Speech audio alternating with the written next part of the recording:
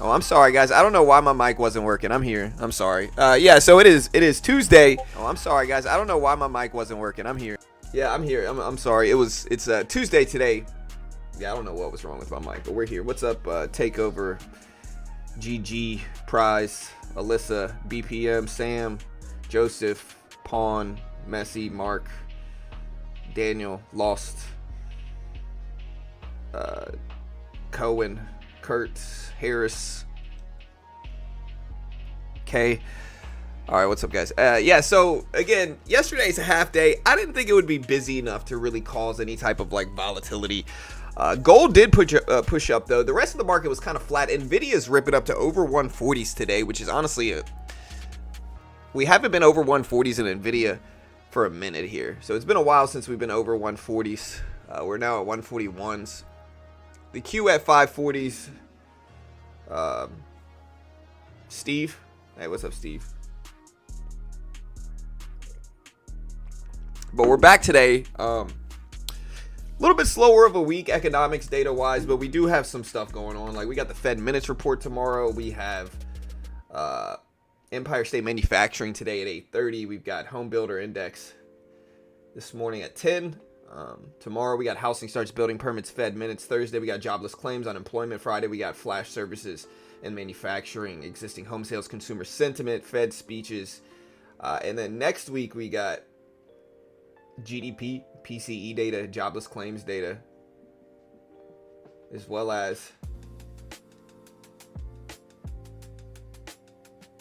next week we have Nvidia earnings, which is the big one. So next week on Wednesday. So next week's incredibly busy. Crazy. Honestly, next week's freaking crazy.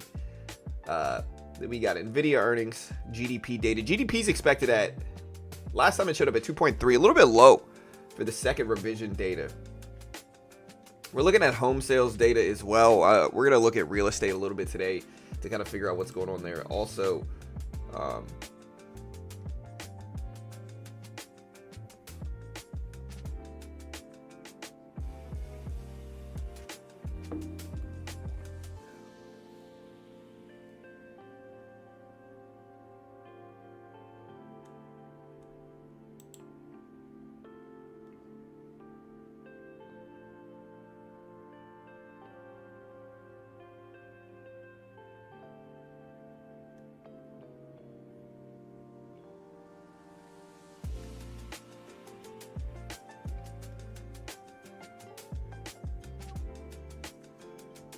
all right, chat. Oh, man. Volk, what's up, man? 7.5.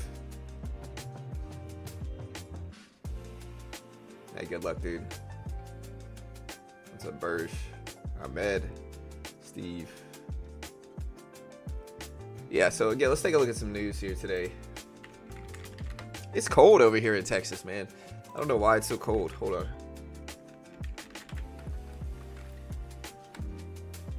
That's only 54 degrees right now. But I mean, that's still pretty cold. The weather pump faked us out, dude.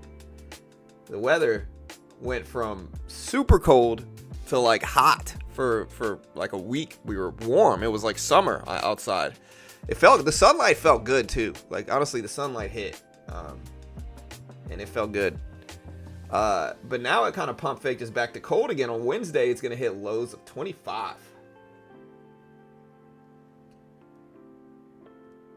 Man, 25. I wonder if it's, I guess it's not going to snow again. Shocking. All right, let's do a poll here.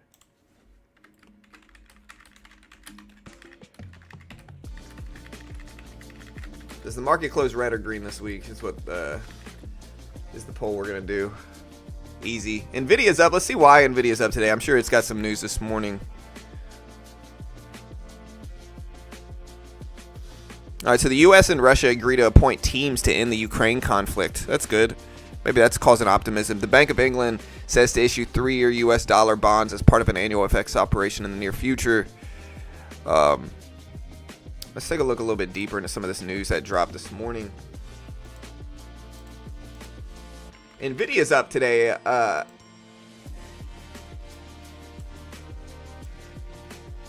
Okay, so Nvidia is up this morning as it moved within touching distance of recouping all its losses from DeepSeek. On January 27th, Nvidia fell 17%. It's almost all the way back up. 3 weeks later, it's almost fully recovered. Investors who bought the dip can love life right now, basically. South Korean government announced plans to acquire 10,000 GPUs as it looks to build a national AI computing center, and that includes Nvidia's H100, H200 GPUs, causing Nvidia to jump this morning. He added, "We've now seen several countries express an appetite for building their own computing clusters, with the massive U.S. Stargate project grabbing most of the headlines. This is supportive to the Nvidia investment case and presents a relatively new and scalable demand avenue for its market-leading chips. Pricing for most GPU instances has remained steady and in most cases is tending, if anything, it's trending. They forgot the R. Is trending, if anything, higher. A bullish read through that supply remains the growth limiter for Nvidia rather than demand." UBS analyst Timothy Akruri, buy rating on Nvidia 185 price target, and Nvidia is up today to 141.20. This is dragging the rest of the market up. The Q is gapping up some today. The previous closing price on the Nasdaq here is all the way down to, hold on, there we go, is all the way down to 538. So we're at 540s on the Nasdaq. Interesting where the market and gold are up today. Let's get the summary for biggest news stories of the day here. Again, so U.S. financial markets have opened following President's Day yesterday. S&P 500 slightly higher. Index is approaching all-time highs. So if you take a look at the SPY here, it's getting close to all-time highs. It's at 612s. The all-time highs on the SPY are basically right here. So we're basically at all-time highs today on the SPY. So that's good news. Futures rose by 0.44%, indicating a positive start to the week. Dow Jones is up almost 0.2%. Last week we had retail sales decreased by almost 1%, the largest drop in nearly 2 years. People want rate cuts. I think they're reacting positively to that. This week we have some earnings. I believe we have Walmart and Airbnb earnings this week sometime. This morning we had Baidu, WGS, Medtronic, Entergy, and more come out.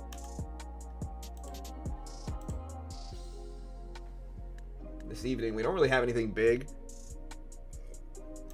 In fact, I don't think we have any big earnings at all this week. We got Etsy tomorrow, Fiverr, Wingstop, Carvana.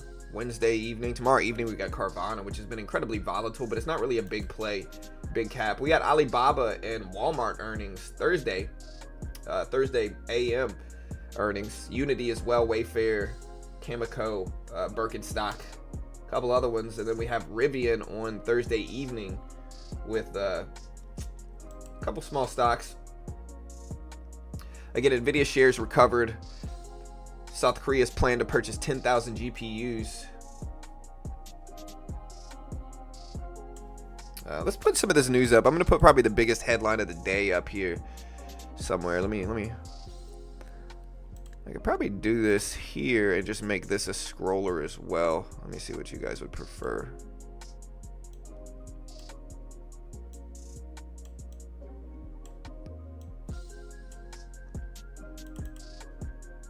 Fix this font size down a little bit, maybe. Oh, that's way too small. No, that's too small too. Okay.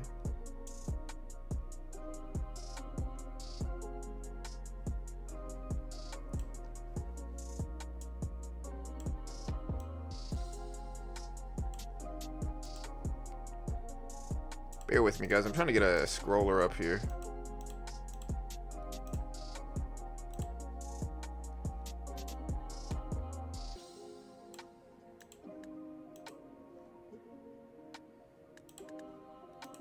See if I can fix this.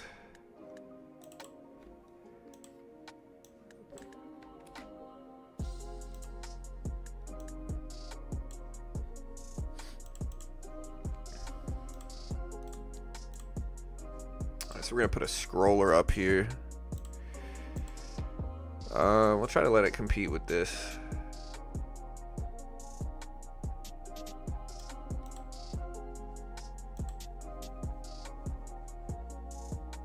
Is this too much? I think it might be a little bit too much. Let me know if this is too much. I can always change it. Hey, what's up, Freddie? I'm not gonna get sick at all. I haven't gotten sick in like a year straight. What's weird is that I started jiu-jitsu. I haven't been sick in like a year straight. It's weird, you know. And you would think, like, in theory, jiu-jitsu being like a really physical sport, that I would get sick more, not less, especially during flu season. But I haven't gotten sick at all in like a year. It's weird. That's a lot of words, a little too much. Yeah, that's what I figured. Let me see if it lets the scroller go all the way through. And then I'll change it. It's too much, I get it. I could also throw it on top.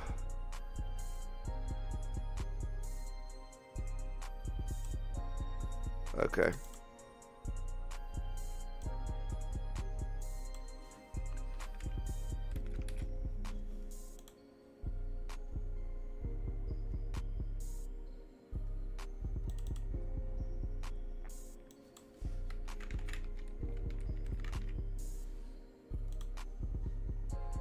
I can put it up here.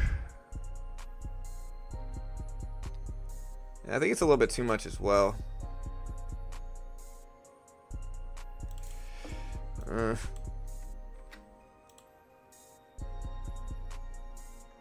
If I do have some news, I'll have to keep it short up there. So what I'll do is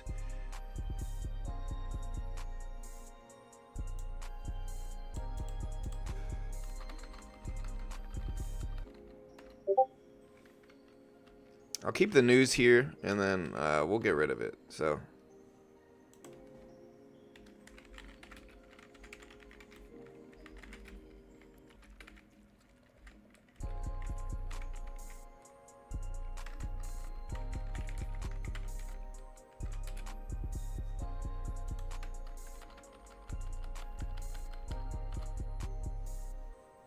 all right, so we added it to the top of the news release, and then I'm just gonna get rid of it like this.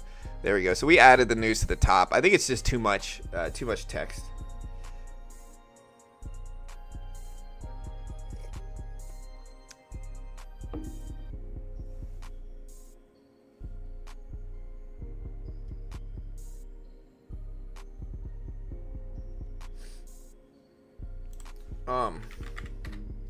Yeah, look at Nvidia up there.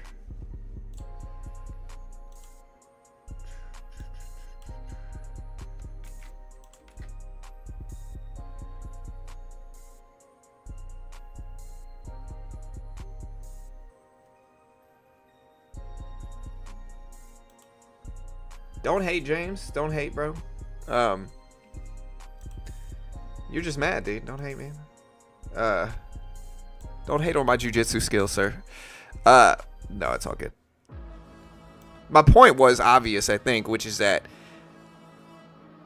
in theory I should get sick less, but I think exercising regularly like that is good for you, you know. And so maybe it's helped me not get sick. I don't know. Hey, thank you, ER. Yeah, that's what I'm thinking too, man. I don't know. Yeah, it's too many words. I think this way works. I just added the news to the top scroller. It's all good. Again, SPY is up big, man. SPY is right around lifetime highs. We'll see if it continues up. But it's right there. It's right at lifetime highs. Looking at our poll numbers, 56% of people think the market's going to close green. Which is interesting because some people said that the participation in our poll was that people were just clicking the first option, which this shows that's not true because it's overwhelmingly green percentages. So people think the market's going to be green. We're right at all-time highs, and so I think it's possible for, you know, I think we're definitely momentum-wise on the upside is the stronger momentum right now. And so I think that makes sense.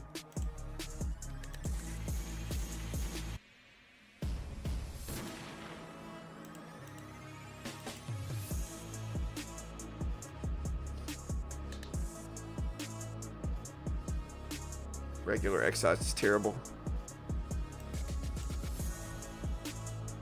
How close it is to what? Yeah, I mean, we're right at all-time highs. Literally right at all-time highs. The Nasdaq's got a little ways, though. I think the Q here. I mean, the Q's right there. I don't know where the lifetime high is. I think it's a little bit farther back. No, the Q's at all-time highs as well here. Interesting. So, yeah. Big run. We're at 540s. Is this music too intense? Man, let me know. I could change it. Netflix at 1063s. Tesla at 358s. Oh, yeah. Oh, how close it is. Okay, gotcha. Yeah. I mean, it's 60-40. Not super close. A lot of the polls are like 50-50, you know, and I think that it depends on the question, right? Like how tight the poll is depends on the question. If I ask something that's really polarized and you know, mixed in terms of opinion, then obviously it's going to be a little bit closer. I think it's not a shock to see most people expecting the market to be green this week, as the Nasdaq and the S&P are at all-time highs, and so I think that makes sense. But you know, who knows? ACDC,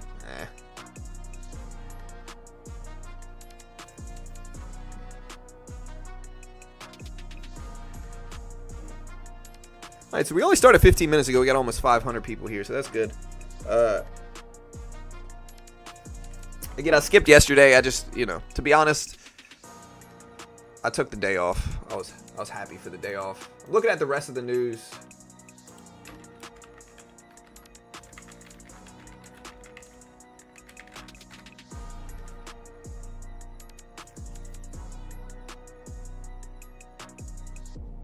Yeah, so again, they're talking about a ceasefire overseas. I think that's bringing a lot of optimism to the financial markets. Senior officials from the U.S. and Russia have commenced ceasefire negotiations, so that's good.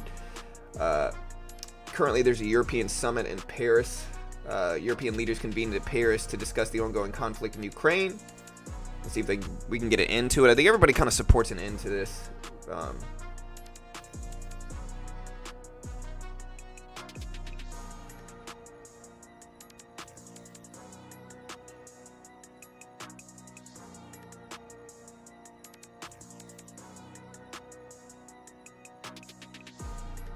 Middle East tensions are there.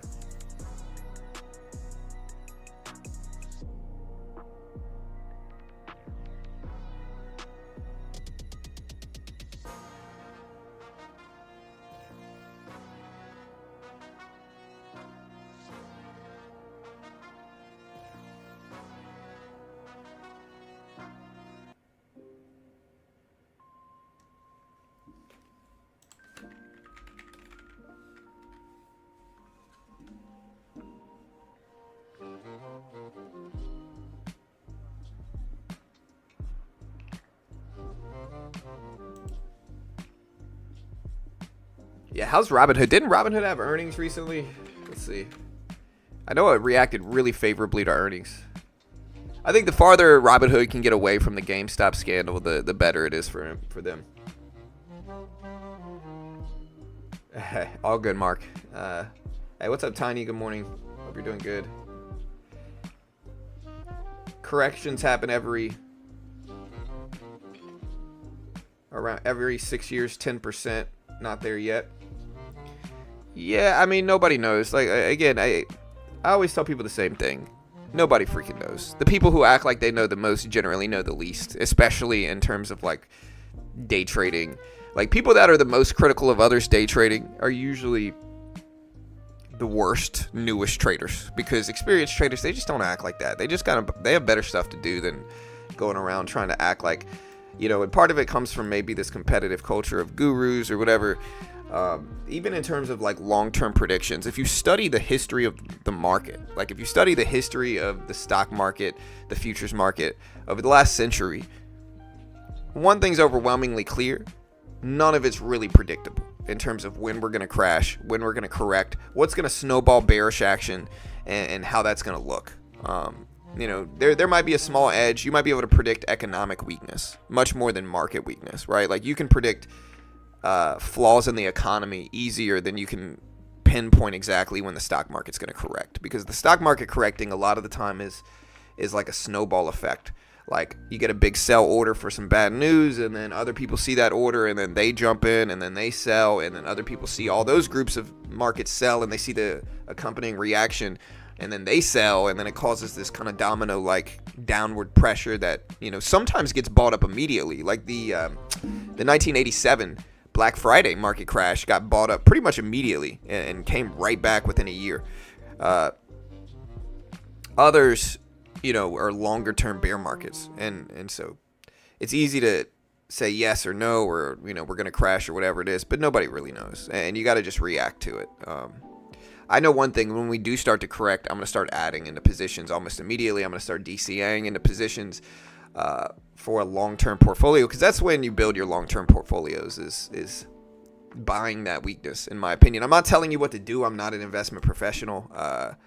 You know, obviously, nobody freaking knows. Like I just said, understand CFTC 4.41, hypothetical or simulated performance have limitations.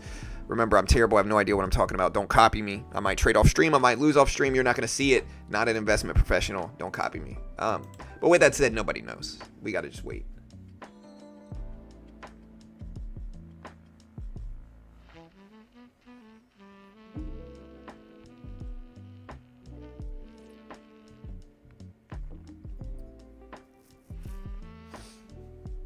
There's always money for the war machine. Yeah, that's true. Wars make money, 100%. The problem is that now, modern age, wars are way more dangerous. With, you know, with the weapons now, it's just too dangerous, to be honest. We gotta strive for peace, of course.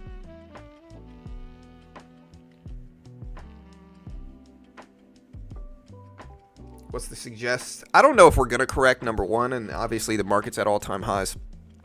I think we're going to correct sometime in the next year or two. And again, and this is what I've been very consistent with. I think we're going to correct sometime in the next year or two. We might run up all the way up to that point. So we might break highs, keep running, and then boom. Or we might not. I really don't know. All I know is that things are a little bit too extended for me to be interested. I think the edge on the long side, unless it doesn't matter if we're holding long term. Like, long term, there's always an edge on the upside. And so if you're wanting to hold for 5, 10, 15 years, it doesn't really matter. You could still buy now, and as long as you can average into it more on the dips, you know, it's I can't tell you guys what to do, but I don't see anything necessarily wrong with that. You just got to be willing to sit through the losses. But yeah, we'll have to wait and see.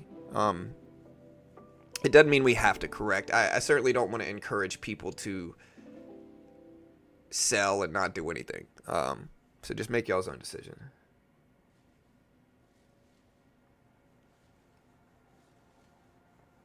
If they were truly on a schedule, everybody would know exactly when they happened. Yeah, for sure.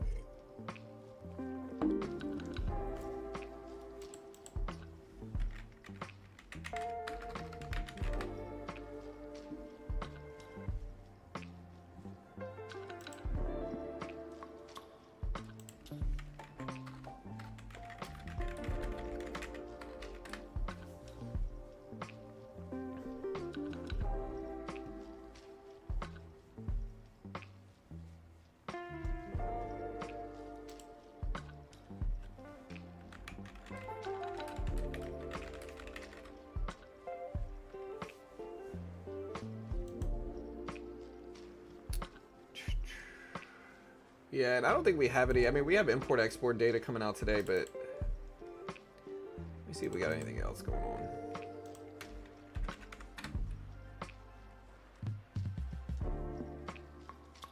We got some FOMC members speaking. We got like Harker and Bowman speaking today at the open, but it's not really anything. Or no, that was yesterday. We got Canadian CPI dropping today. We got the New York Empire State Manufacturing Index. We'll cover that. It's not the biggest report, but it's something. So we'll cover the New York Empire State Manufacturing Index when it comes out. It might move stuff. We'll see. All right, so Intel up 6% after reports that Broadcom and Taiwan Semiconductors are exploring acquisitions of part of Intel's business. So is Intel still up today? Let's take a look. Yeah, Intel's still gapping up to almost $25 a share. We got OXY, Occidental Petroleum, one of Warren Buffett's favorite oil companies, 1.7% up ahead of its upcoming earnings report. We got Citigroup and Bank of America decline after Berkshire Hathaway reduced its stake in these. So Citigroup, Bank of America didn't really react negatively like a lot of people might think. We got Constellation Brands up 8%. Berkshire's acquisition of a stake in the company, they're gapping up from 160s to 170s. Tesla, Dan Loeb's fund increased its holding in Tesla. So Tesla's slightly green today, but kind of volatile. It went up a lot, decreased, and now it's back up. So I'm still at around 350s, 360s. So it hasn't really done a lot today, to be honest. All right, so high inflation reports. Market seems to be shifting its focus from inflation to growth.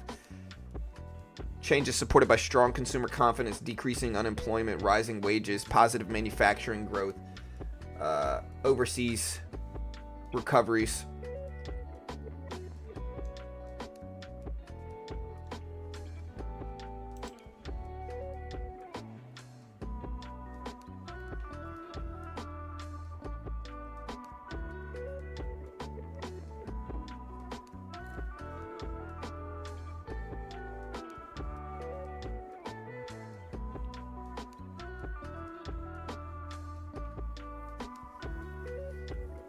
Not really, Jay. I don't think, like, I'm not one to really mix up morality and investing.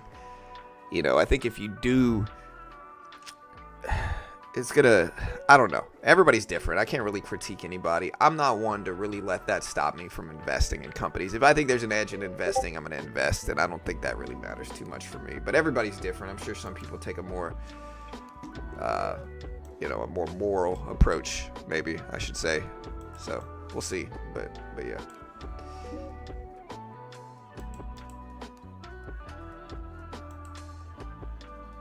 Pump or dump? Yeah, I'm not sure.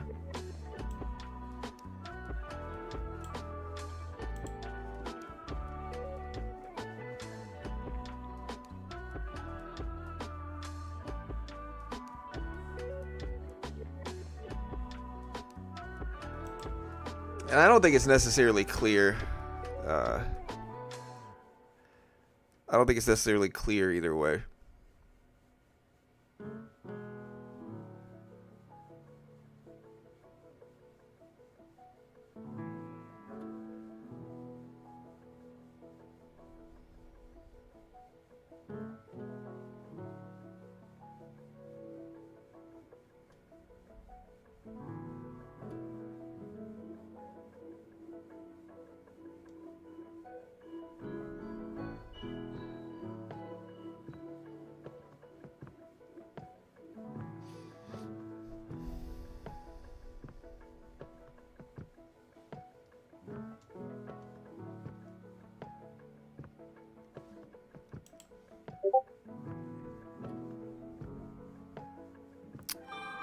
Yeah, I saw some things about, like, it kind of made sense about how people are getting rich investing in memes. I don't know, man.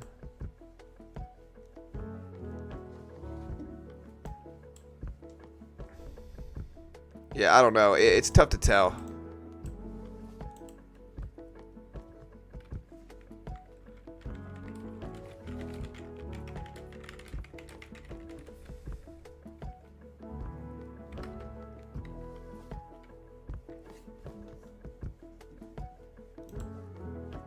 Timer? We don't really, I mean, the only economic data we have is the Empire State Manufacturing Index, and we'll cover it. Yeah, well, it looks like gambling, and I'm certainly not recommending anybody do it, right? But you got these kids that are basically, not kids, but you got these, like, young people, like young adults, I should say. You got them basically riding pump and dumps and profiting from it. You know, because some of the percentages that these coins go up are massive, right? So in theory, if you can get the data the earliest before anybody else, if you can get the data earlier before anybody else, and here, sorry, I'm going to mute my notifications. Sorry, guys, I just got a lot going off right now. So I'm going to mute them so it doesn't bug the stream. Yeah, so They're getting in early, and essentially it's who can get the data the fastest, right? So who can find this information the quickest, right? If you can find out what coins are running, get in the earliest ahead of everybody else, take your 10x 15x gains and leave before it falls, that can be profitable. And I think that's what a lot of like meme people are doing, which is they're using sophisticated data sources, and they are getting in as early as they can on coins they think will run. And there's always going to be variance, and then they're riding them up a huge percentage, and then they're selling before they fall. That's what a lot of these guys are doing. And again,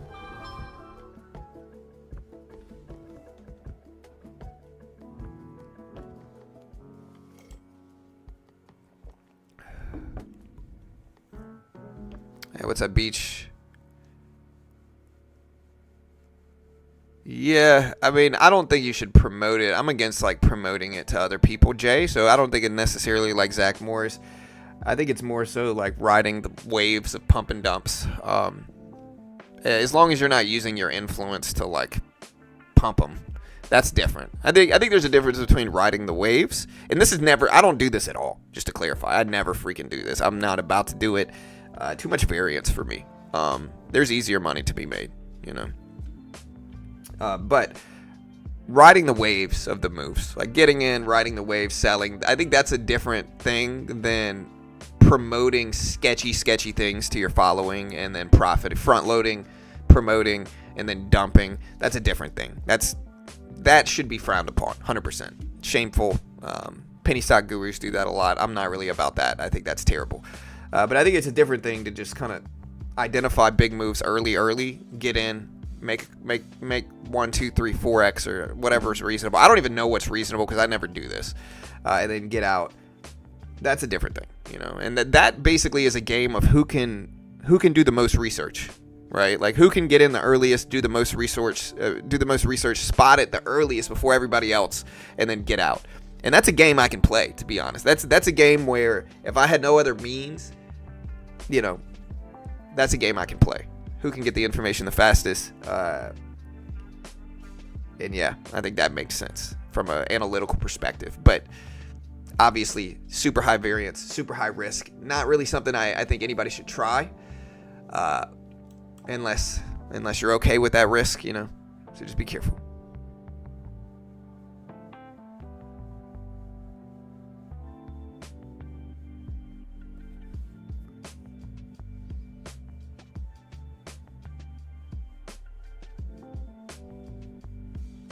Right, 100% Sam. I've never even tried. All I've seen is other people talking about it. So it's not like I even know anything about any of this. Like I've seen it online. Again, for me, it makes no sense because I make enough money elsewhere to not need to do that. Like I've made enough money elsewhere to where I just don't need to do that.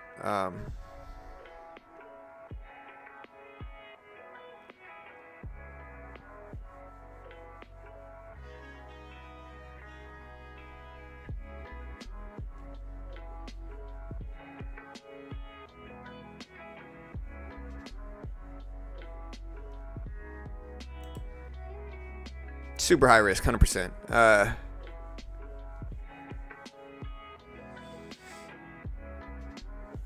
Yeah, I don't know. So he says, I don't know, that coin was a no-brainer. I don't know, man. I think it's easy to look at it in hindsight and say, oh, we should have done this. And even if you jumped in, I think if you make money, it's easy to act like it was obvious. And again, maybe I'm sure I am guilty of this sometimes too. Just the only thing is that hindsight's 20/20, of course. Like you can look at things after the fact and say, hey, I made money here, I made money there. This was easy. And it might seem easy in your mind because it's after the fact. But a lot of it's incredibly difficult and variance heavy, Like, and what I mean by variance, guys, is anything can freaking happen. You don't know if the coin's gonna 10x. You don't know if the coin's gonna, lose 90% of its value. And so putting your money in, you got to just be okay with losing it.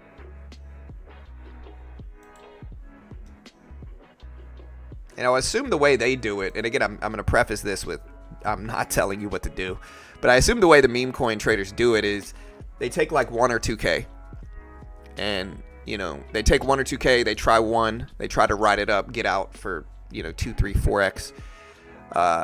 If they lose, you know, they have maybe like 15K designated for it, to where, you know, at least 1 or 2 out of 5 are gonna hit, and then you might be able to make your money in the difference there, you know. So if 2 out of 5 meme coins, you know, 7x, 8x, if you lose a couple, you're still gonna make some in the end, and I think that's probably what they're doing, but I don't know for sure. I'm assuming that's what they're doing. Other people, if y'all know about it, let me know. He might be. I'm not sure. I don't ever cover the president's speeches because it's just too divisive for me. Not saying I disagree with them or agree with them either. It's too divisive. Yeah, so again, right now the market's up. Nvidia's up. South Korea purchased 10,000 GPUs, or put out an order for 10,000 GPUs. They're going to use Nvidia chips, and this is causing Nvidia and other microchip stocks to just run. Look at Supermicro up big, up to $50 a share. Nvidia at 141s. Nasdaq still at 540s. Anything related in chips is mostly up, like Google's up. Microsoft is green. You know, so most stocks are green today. It looks like the market was mostly flat yesterday. I'm looking at the SPY. Seems pretty flat, pretty boring, pretty neutral. Maybe today we'll get that volatility heating up some. I know some sectors were hot yesterday, but yeah. We got the Empire State Manufacturing Index dropping in about 23 minutes. We'll prepare for that here, of course.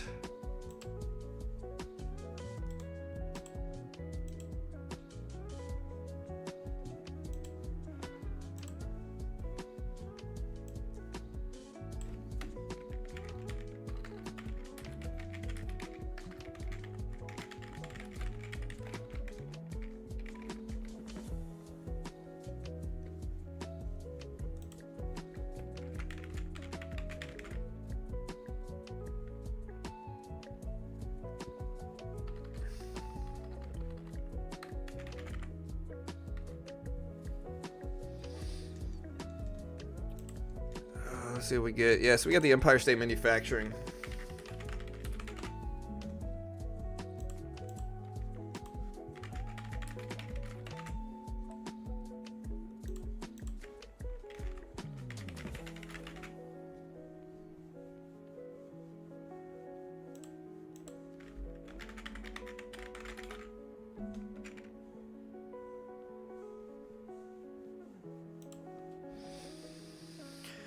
All right, guys. Let's see what else we have.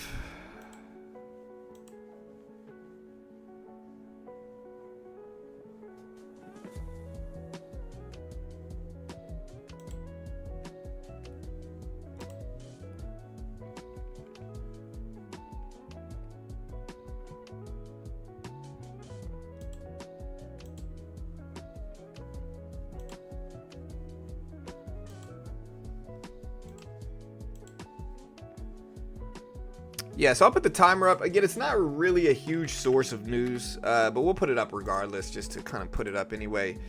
It's all good, you know. Again, not a huge source of news, just to be honest, not a huge source, but we'll cover it regardless, like it is.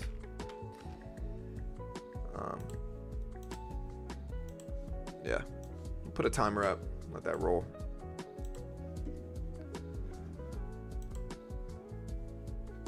You like the music? Hey, thanks so much. We appreciate it. Are we stuck in an elevator right now? See, look, for everybody that likes the music, you got somebody that doesn't. You can't make everybody happy, guys. You ever seen The Office where Jim tries to like manage everybody, but somebody's always unhappy, so he tries to consolidate all the birthday parties to the same day, and like everybody complains about something different. That's what it feels like here. Yeah. Does anybody use crypto for anything other than drugs, guns? Yeah, I mean, of course they do. Like, you have to think about it like this. Here's a good example. 1975, okay? Does anybody use gold for anything outside of being a shiny rock? You know, and listen, I know what y'all are going to respond with. Y'all are going to respond with, oh, well, they use gold and smartphones. Not anywhere near the level to justify the price of freaking gold, right? That's not really what gold's for. They use it a little bit in smartphones and stuff, but nowhere near the level to justify the price of gold. It's just a shiny rock, right? What's ironic to me is that people criticize cryptocurrencies, and then they say gold is so much better. Like, gold has so much more utility. Gold's a shiny rock. Yeah, they use it a little bit, but nowhere near the level to justify $3,000 an ounce. You know what I mean? And so crypto is the same thing as a digital form of gold. Bitcoin specifically is a digital form of gold. That's what they use it for. It's a digital form. It appreciates in a very similar way and sometimes better ways. You can transfer it anywhere you want. And that's a useful thing, regardless of support. You know, I know. I'm trying to reinforce a point, pork and beans. I like gold. I think gold's a great investment, to be honest, long term. But I like Bitcoin and crypto as well.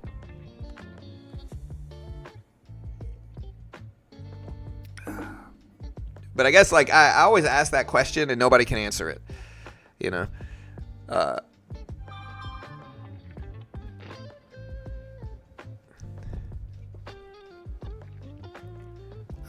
I don't know, 7.5. I disagree. I think it's probably easier to, but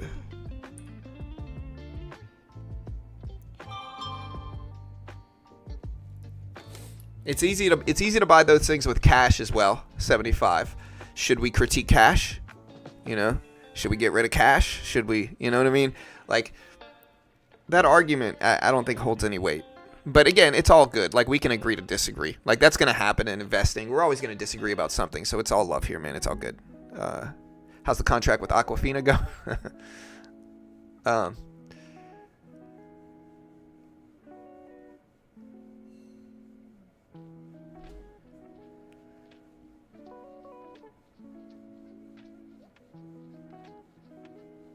Gold is used in electronics, not nearly to a point in which it would justify the price of it. You know, and again, I always hear this too. If stuff hits the fan and the world goes crazy, people are like, "Oh, gold's gonna be king." Gold is gonna serve absolutely no utility if something like that happens. You know, food, medicine, that type of stuff's gonna be much more valuable. And so, in that regard, what is gold useful for? Again, gold is a way to hedge against inflation. That's what it does. It hedges against inflation. It's also a tradable commodity, very similar to crypto. That's what it does. Yeah, well, so is Bitcoin at this point.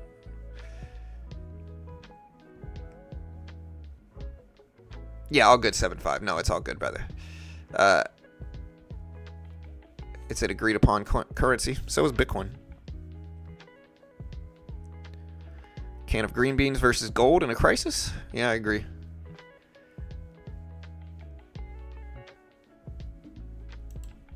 All right, guys. Hey, so Microsoft's in at 409s. Nvidia's starting to bounce back. We got 17 minutes. I think manufacturing is a little bit more interesting. Let's take a look at Bitcoin right now. I think manufacturing is a little bit more watched and important today versus like a normal day in markets. I just think that people are going to be tuning into it much more today than they usually do.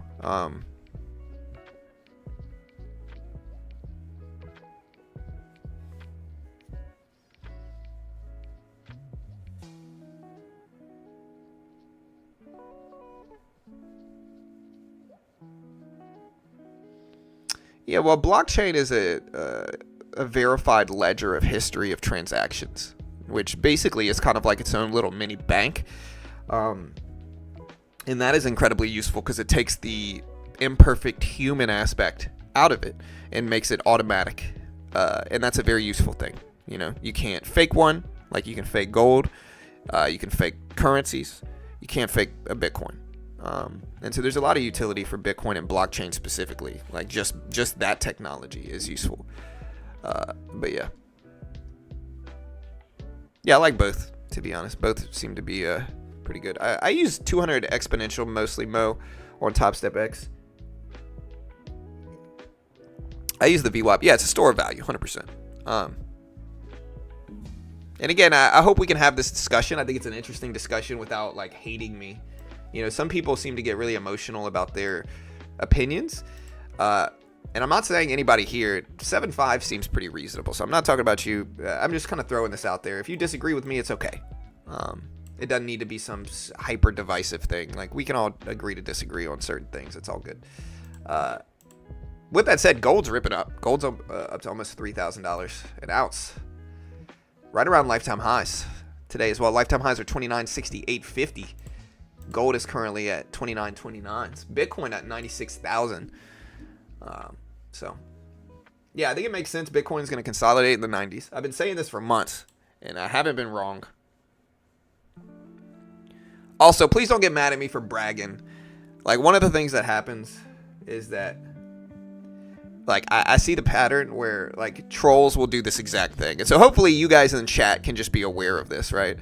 They will critique one aspect of my, like, they'll be like, oh, predictions are bad, whatever is bad. When I try to tell them, like, hey, I got this right, you know, I was getting this right as well. Hey, I predicted this. Then they say, oh, look at this guy. He's so braggy. He's too braggadocious for me. You know what I mean? So, like, they spark it and then they criticize it. They played both different sides. And so just be aware of that as well. It's something that I've noticed. I probably just shouldn't read into it anyway, but, you know, it's the internet. Yeah, it's all good, 7.5. Like I said, as long as you're respectful about it, it's all good, man. You know, we can agree to disagree. I think Bitcoin at this point in time, regardless of what you think about it, is a universal store of value, a universal asset that people are using. Yeah, dude, I'm probably the most humble person in the world right now. At least, you know, I'm definitely in the top 3 of humility worldwide. Dude, my stomach, I don't know what it is. Like, I got weird pain in, like, my abdomen. It's strange, dude. Hey, thank you. Thank you, man.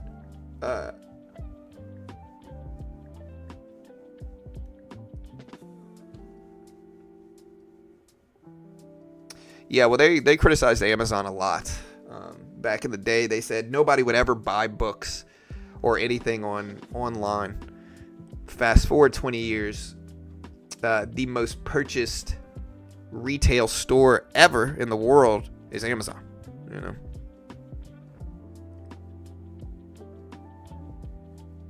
Hey, thank you, Britt. Congrats on your blue belt. We got to be careful, though. If I talk about jiu-jitsu too much, they'll cry about that, too. So, just got to be careful.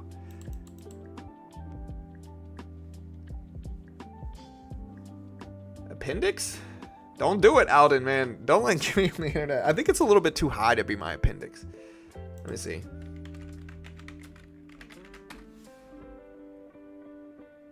Now y'all got me on the internet, bro. My appendix is fine.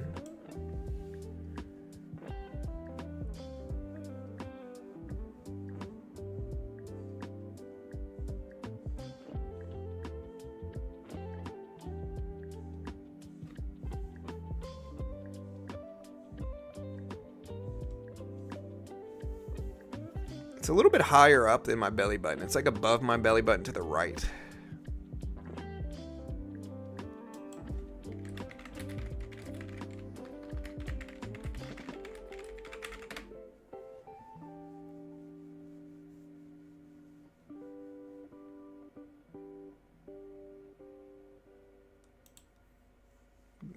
I should just never check the internet, dude.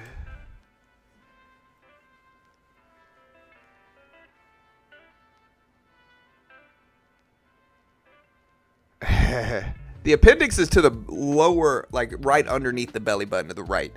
This pain is above the belly button to the right. Like, actually, it's not even like super far to the right. It's like, to be honest, Carol said she had a similar pain, so maybe it's something that we're eating. Get out of here, Richard. Come on now. I'm going to put you in timeout for 10 seconds. No, Mike. Stop it. Don't do it. Come on now, guys. Oh. All right, 10-second timeout. Ugh.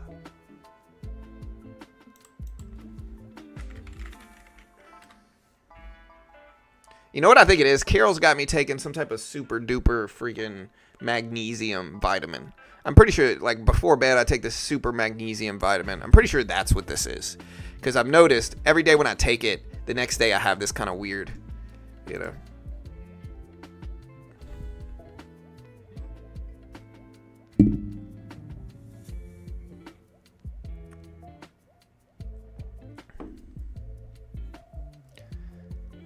Yeah. All right, guys, we're here. Hey, we got 10 minutes here, 10 minutes. Maybe I'm just nervous for market open. Maybe. I took one yesterday.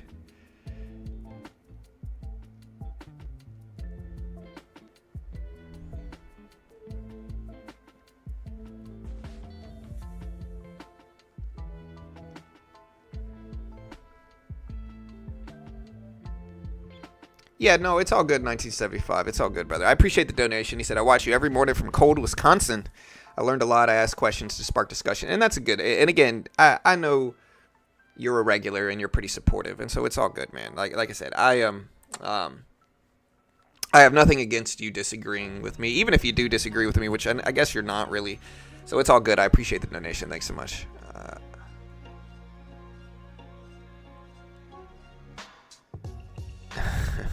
WebMD, huh? What do you think about Microsoft? I think Microsoft is probably, again, I'm going to preface this with I have no freaking idea. But I think Microsoft is at the very bottom of a range it's been in for a year straight. Like, look at Microsoft. And again, I'm not telling you to buy it. Okay, I really have no freaking idea. But I think relative to a lot of other things right now, Microsoft is at the bottom of a year-long range. Microsoft has been in this year-long range, and it's right at the bottom where it, like, here's the range. You know? It's literally right around the bottom at 400. And so for me, it looks kind of cheap right here. What's the PE ratio of Microsoft? Let me take a look. One of the things that AI has gotten really, really good at is looking up stuff like this. Like, what is Microsoft PE ratio? Like, AI will figure this out quick. And it back checks the most recent one, too, which is better than, like, Googling it. And I think Google's Gemini is really good. 32 PE ratio for Microsoft. So PE ratio is low. Microsoft average PE ratio over the last 10 years is about 31. So it's still a little bit over average. But I think current day and age, that's fine.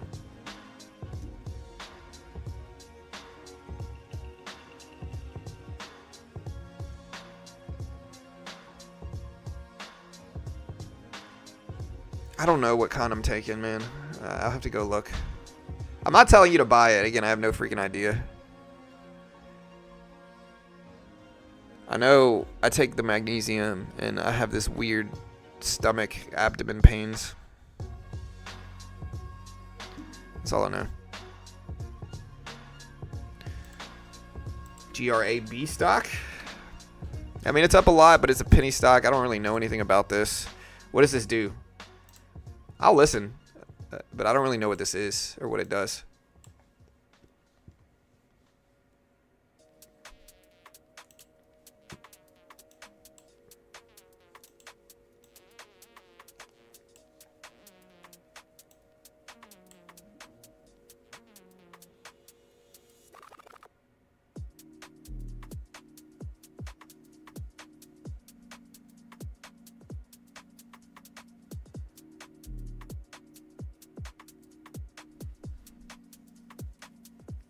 Yeah, I don't know. I don't know which one I'm taking, though. I never even said which kind I was taking. I'll ask Carol. Grab.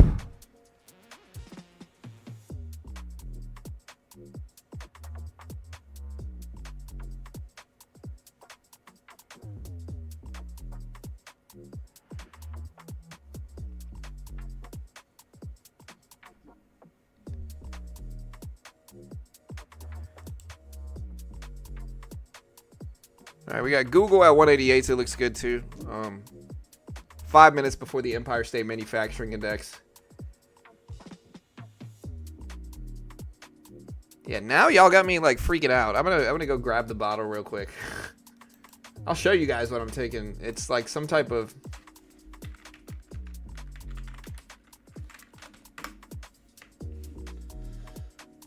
it's got some other type of name. It's something magnesium.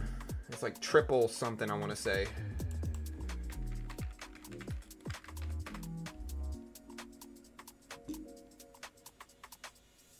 I don't freaking know. It might be all three.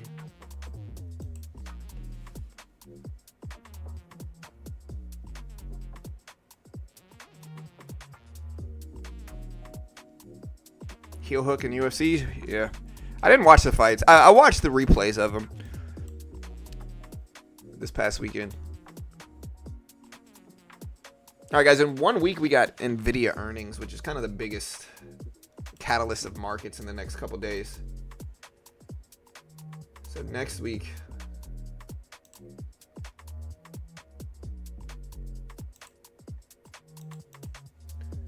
dude, honestly, time goes by so quickly. We're almost to March already, guys. Time goes by so quick, man.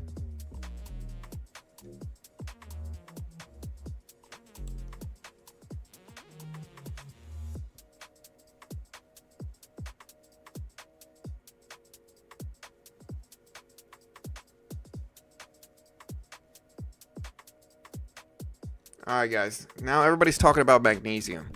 Again, I don't freaking know. I really have no idea. After the Empire State Manufacturing Index, I'll go grab it.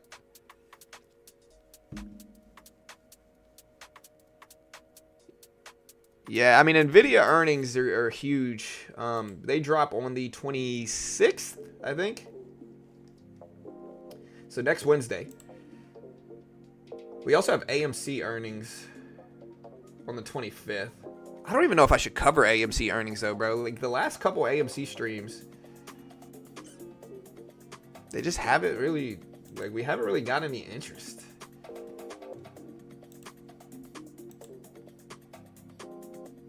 We got, yeah, but honestly, Wednesday's a big day. We got Nvidia, Snowflake, and C3 earnings, Salesforce earnings, all same day. So we got Nvidia, Salesforce, Snowflake, C3 AI. That's a big report. Nvidia is only expecting 84 cents a share, though. Let's take a look a little bit deeper into this. That's a little low for a company as big as Nvidia, huh? I mean, I guess that's their largest quarterly earnings ever. I mean, I guess so. Like, here's Nvidia's EPS graph to see if it's reasonable. You know, so their last one was 78. They're expecting 84. So if they do this, it'll be their largest ever. 37.7 billion in revenue. So we'll have to take a look at that as well. Let's get ready though. The Empire State Manufacturing Index is about to drop. I'm gonna put gold. We'll put gold up right here. We'll put the NQ, and then we'll put the SPY up here. I think is probably the move. There we go. And then after this, we'll get ready to trade futures. All right, we got 1 minute.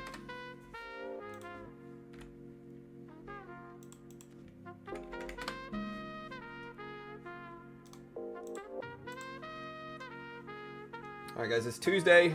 New York Empire State. We're expected at -2, basically, -2.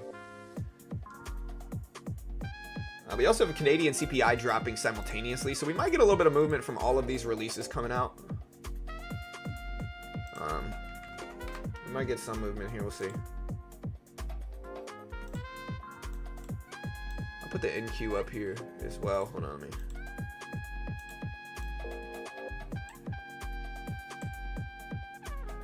All right, guys, here we go. 20 seconds. 20 seconds.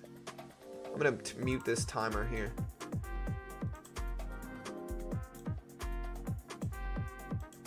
Oh. All right, there we go. And 10 seconds.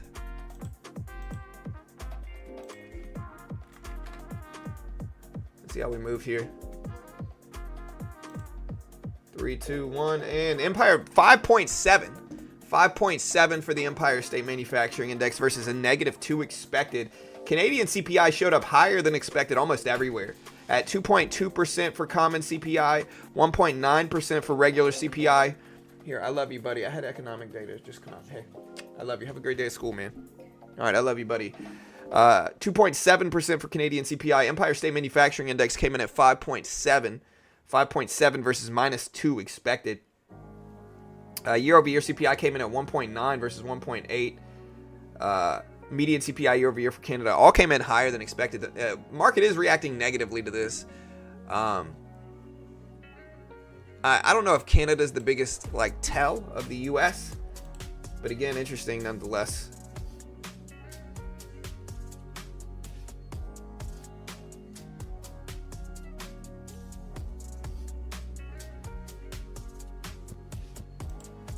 All right, gold's pushing up.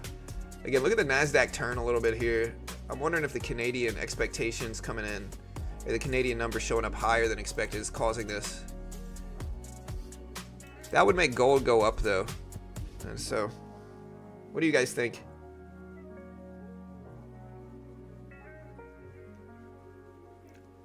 So messy. South Korea ordered 10,000 GPUs. That's what's making chips like Nvidia move up today.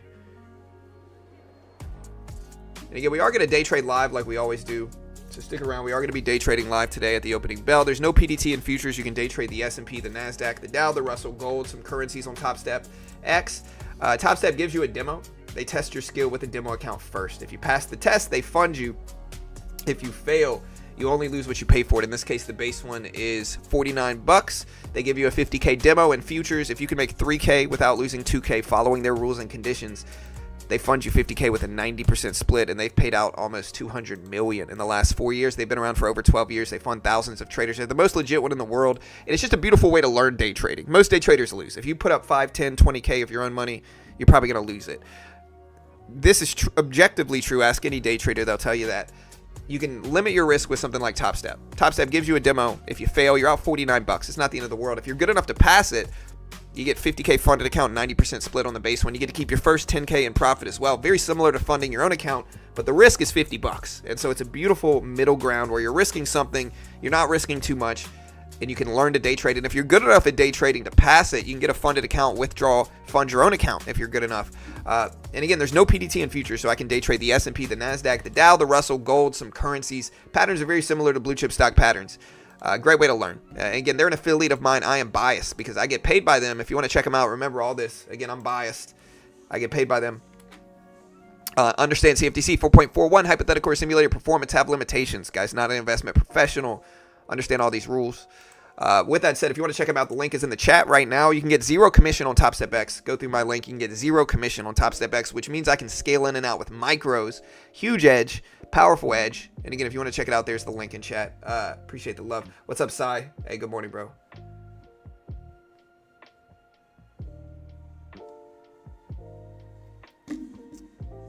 Yeah, here's the SPY. SPY up big today, too, on the Nvidia news is what's driving the market up. SPY is really right around lifetime highs. And again, if you're not watching the 200 exponential, this is Topstep X right here. If you're not watching the 200 exponential, you're missing out. Beautiful bounce level here. Beautiful bounce spot.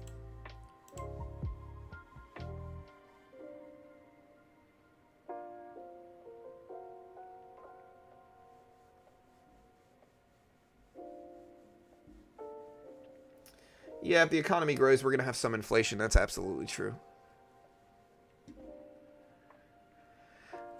All right.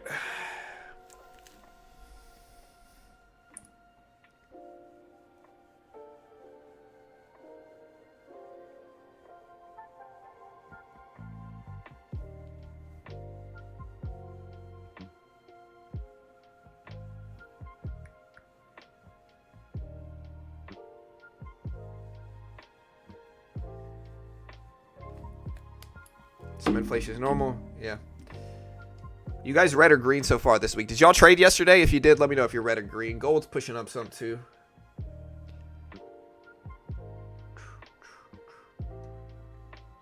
I'm for the I'm a little bit selfish in that regard though. I'm okay with getting rid of I heard something where they said they're going to get rid of income tax. And then you're going to have to pay it when you buy anything. I think that's fine. But as much as that would I think anybody that runs a business is going to be, let's freaking do it. Do that right now. Anybody that runs a business is going to be for that. It's a little selfish, I think, though, as much as I hate, but we also are getting taxed everywhere too. So I hate taxes, you know, genuinely hate taxes, you know.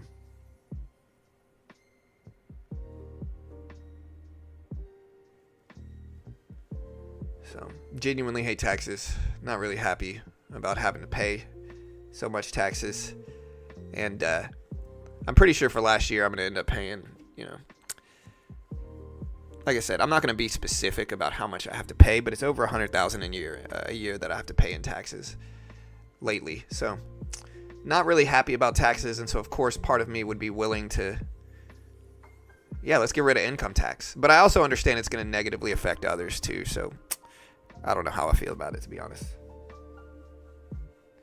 And again, this is not me saying I'm supportive of anybody, of any politician. You know, I'm pretty neutral on all that stuff. Just talking about that one policy, you know, thing.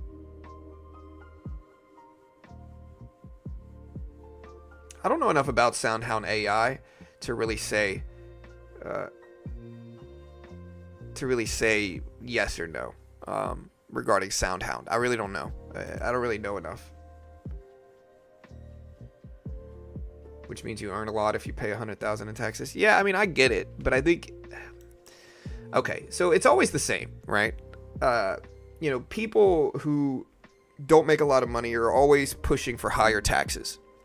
But what people have to understand is, like, if you're making, you know, if you're making like 3, 4, 5, 600,000 a year, taxing those people too much is going to stifle growth. It's going to stifle them from wanting to make that much. And so that's going to hurt the economy more, not help it. Like if you tax, and again, you know, it might seem super wealthy to some people to make, you know, 3, 4, 5, 6, 700K a year, $1 million a year. But when you're giving up half of that to taxes, I know a lot of people, and I've heard this from a lot of people, not me specifically. I'm not going to really go into my own situation, but I know a lot of people who intentionally try to make less because once you hit a certain milestone, taxes are marginal, of course, but once you hit a certain milestone, it just doesn't make sense to make over it because you're going to end up giving so much back to taxes. And so it's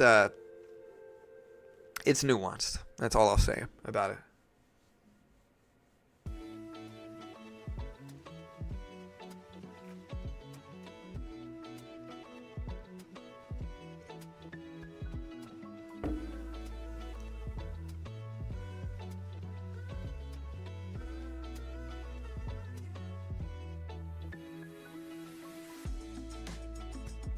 I'm okay with billionaires getting taxed. You know, I'm okay with that. I think they should probably get taxed the most. Hey, what kind of magnesium supplement do I take? Triple mag is what I take. Basically, I was telling them about my stomach pains.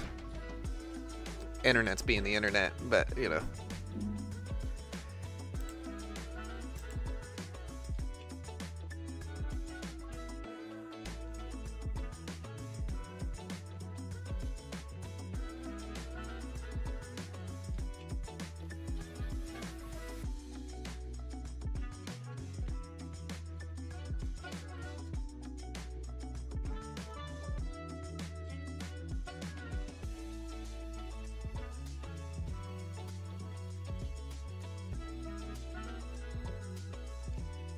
All right, guys.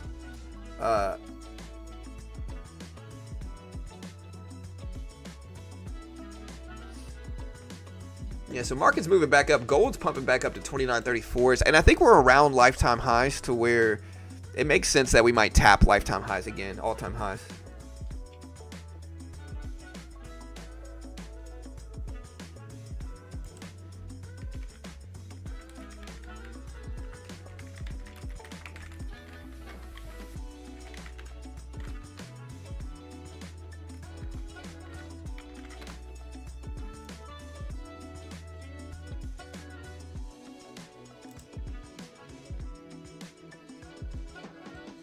Yeah, I'm looking it up. I'm pretty sure.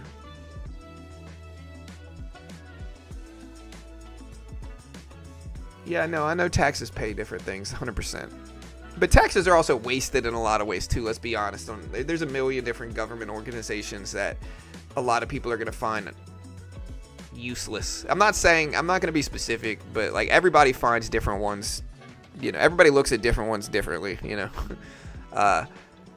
but all I'm saying, like, and this is everybody. When you start to make when you run a business in general, it doesn't matter if you make 20K a year, whether you make 500K.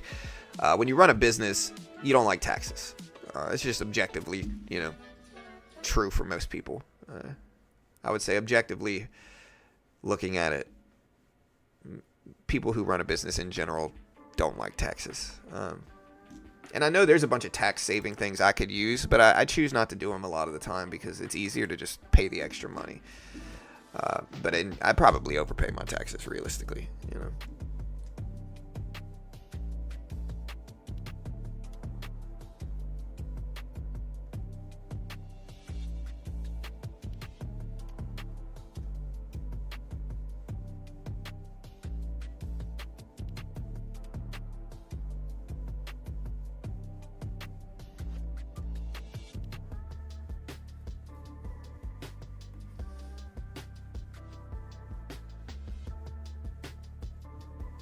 Oh, for sure, Christopher, 100%.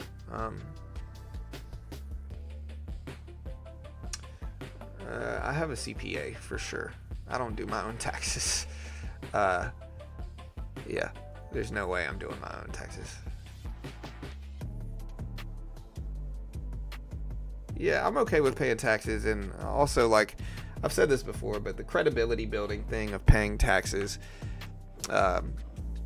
you know, if I ever want to get a loan for whatever reason, I have verified proof that I pay lots of taxes, and so that's always good. Like, there's nothing, I'm okay with it, but I know this year I'm switching to an S corporation, what I should have done years ago. So that's what I'm doing this year.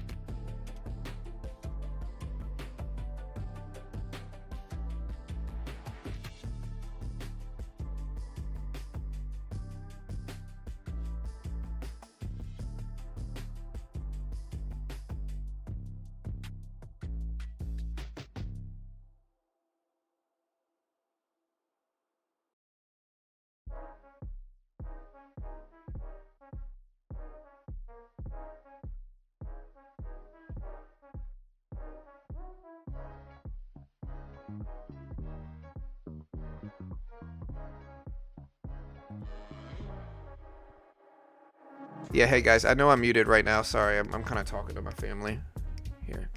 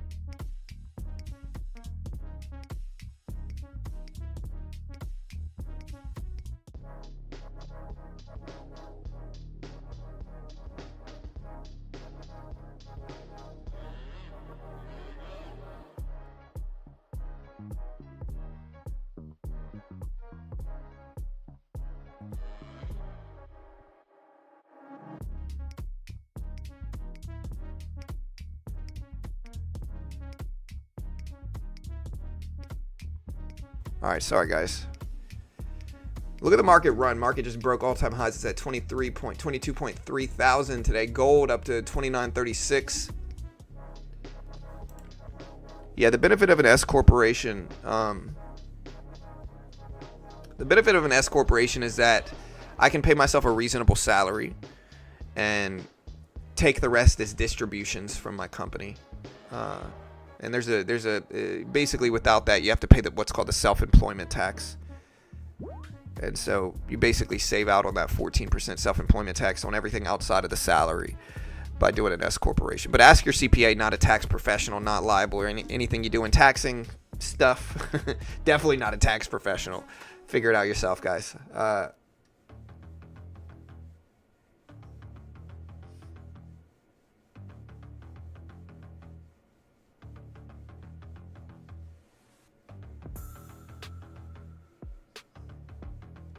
Escargot, love it, love the joke, guys, love the joke. All right, guys, we got 45 minutes until the market opens. Market broke highs, did a little liquidity grab, and now it's coming all the way back down here. Gold's still pushing up close to all-time highs as well. SPY is moving.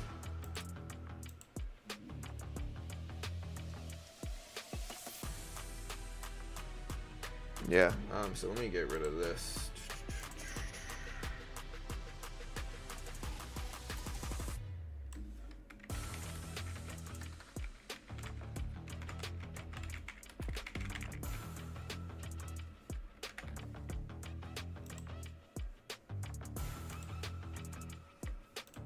All right, so we had the Empire State Manufacturing and Canadian CPI show up.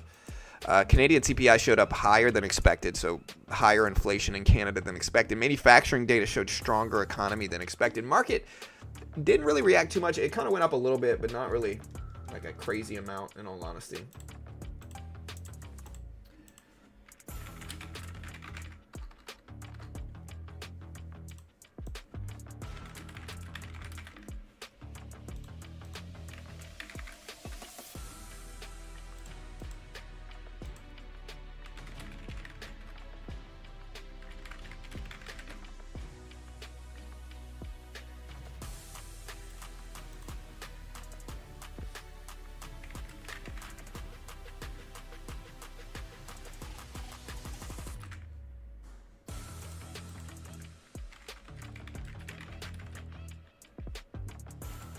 All right, chat.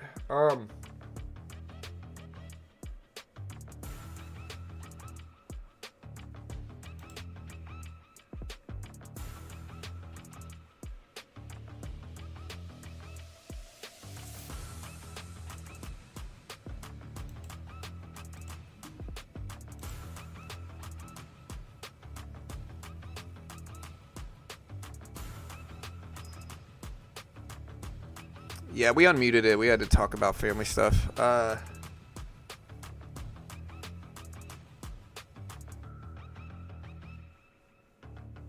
Well, you can be an LLC taxed as an S corporation is what it is. So like you can be it just has to be single member, meaning nobody else owns equity in it. And so if it's a single member LLC, really there's a lot of ways to do it. You know, again, I'm not a tax professional, not liable. But you know, there's a lot of ways to do it, you know. Sole proprietorship, LLC, you know. I think the easiest way to do it up to a certain amount of money is a sole proprietorship. That means like you can basically treat yourself as the business. You don't have to get a separate bank account. You can just kind of pay taxes on what you make from your business. A lot less restrictive. You know, you're going to pay the most taxes being that, but there's some benefits to it in terms of easiness, like it's easiest. Again, ask your accountant, this might be wrong. Once you make over a certain amount though, you know, that 14% self-employment tax is it hits pretty heavy. You know, like if your business say brings in 500,000 in revenue, let's say you net 500K, you're gonna have to pay $70,000 in taxes. $70,000 just on Social Security's tax, right? And this is not even include, or then just on self-employment tax, and this doesn't even include what you're making the other 14% that you're going to have to pay, or whatever your bracket is after that, right? So then if your bracket after that is 30, you're paying $220,000 in taxes. You're paying almost half your money in taxes. That's where it gets bad, you know? And so that's where an S corp becomes useful, because that 14%, saving that 14% from self-employment, it's necessary to not end up just giving everything back.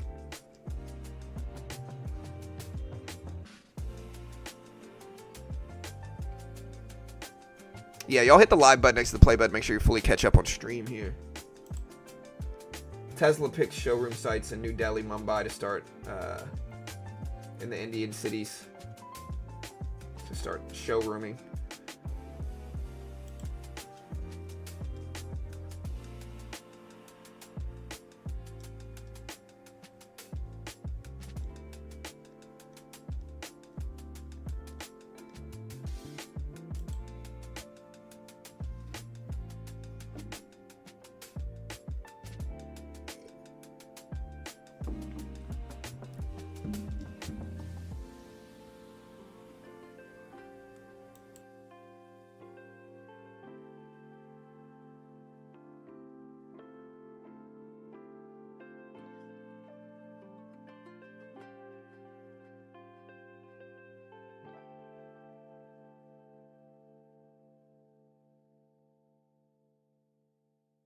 All right, guys, we are here. Yeah, hit the live button next to the play button. We are going to day trade live at the opening bell today, so just stick around. Markets are at all-time highs. Look at gold hold support here. We're going to keep looking at stuff, but we're just trying to wait. Again, South Korea buying 10,000 Nvidia GPUs. Tomorrow we have the Fed minutes report.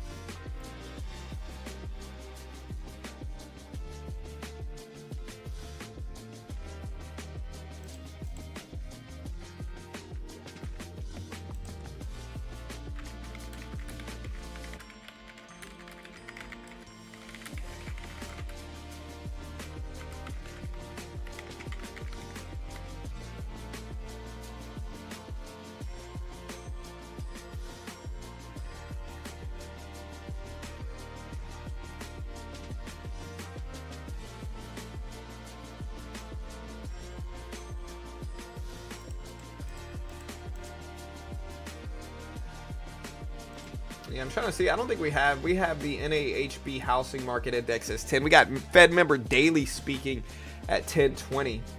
Barr speaking later on as well. Here, let me post my news story from AI. I don't think I posted it yet.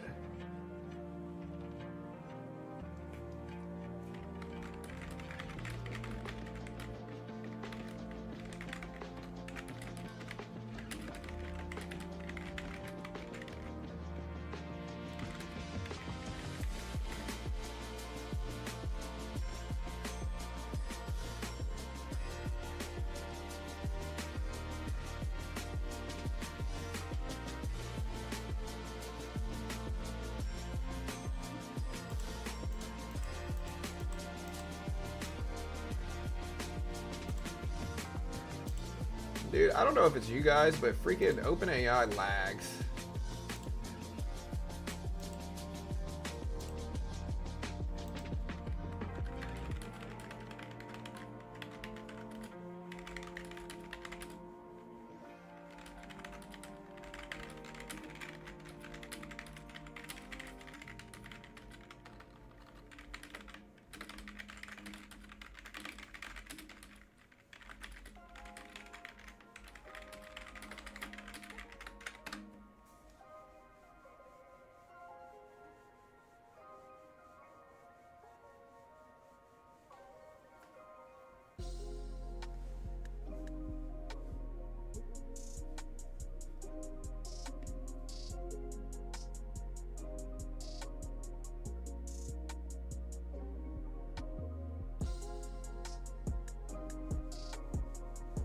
All right, guys. So, yeah.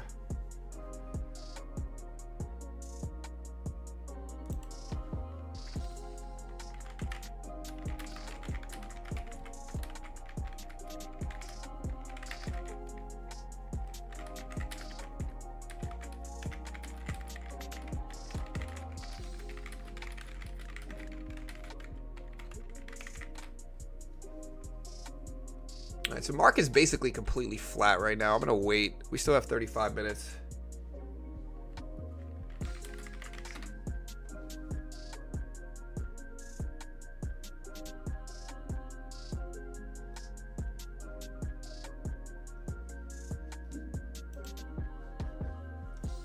And this Nvidia is still good long-term investment. I'm not sure. I think Nvidia is going to be fine long-term. It depends on what their earnings show up next week. Stellantis. Yeah, I mean, you can build a lot of cool stuff on AI, of course. Like, it's powerful.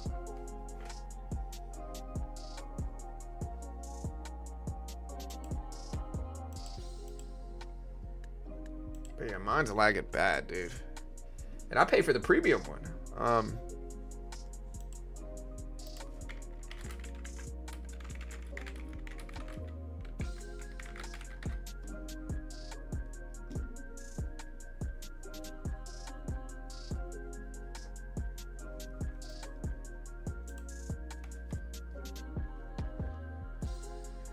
All right.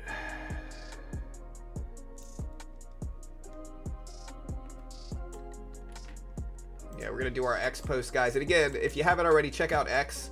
We post all the big stock market news every morning. And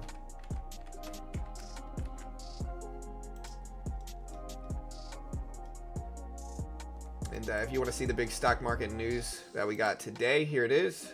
We got all this kind of stuff dropping this week. Kind of a breakdown on everything here. Give me a follow on X at Beginner Trades. Here's the link right here. Great way to help support the channel. Look at the Nasdaq popping up here. Wow. So Nasdaq testing highs again. Very flat. Gold is pulled back and basically stabilized. It's kind of flat now.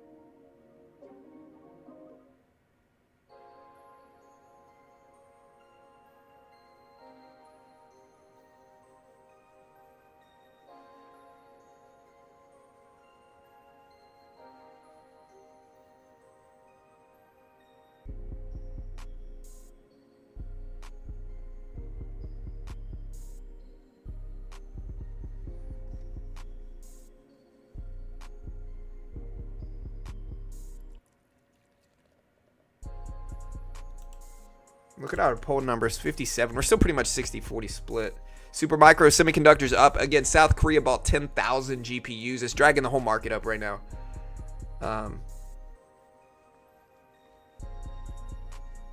Yeah, sorry. I'm over here trying to build stuff, but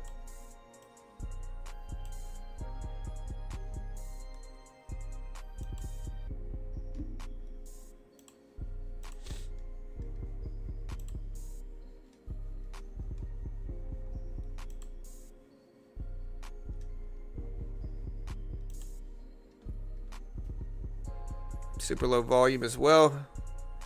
So the minutes report is a detailed breakdown of why the Fed chose to make the decision that they did for the Fed meeting 3 weeks ago. It comes 3 weeks after the FOMC meeting, and it's just a detailed reaction slash, summary breakdown of the last FOMC decision is what it is. It's a pretty big release. Like, we'll do it. We cover it every time. We'll have thousands of people here when it drops. It's a pretty big release, but it also signals 3 weeks until the next Fed decision. So, yeah, pretty big. Important nonetheless,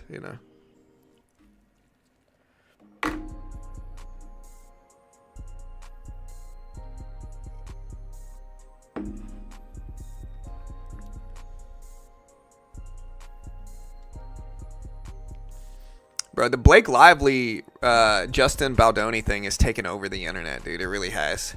Who do you guys side with? I got a feeling most of y'all are going to side with Justin. But who do you guys side with?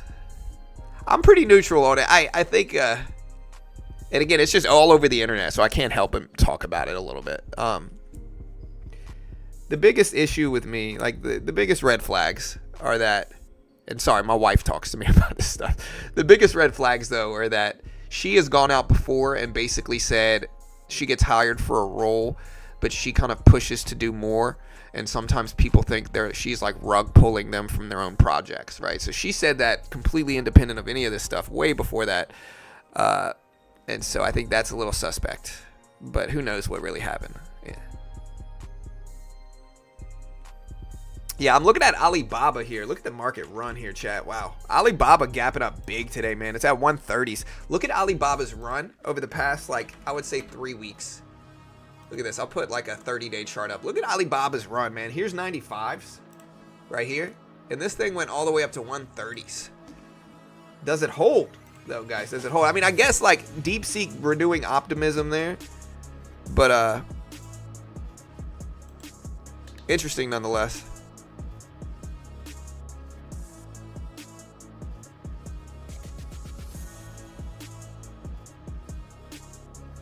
Made a dark pool. Yeah, that's cool. What helps Nvidia price? Nvidia price is up after South Korea purchased, like, it's 10,000 GPUs. 10,000 GPUs. That's what's dragging it higher. Yeah, I watched the documentary on that, Nick.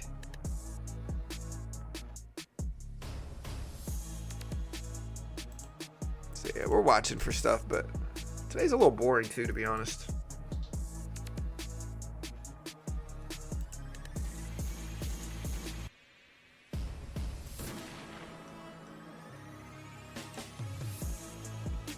YouTube issues in what way, Pawn?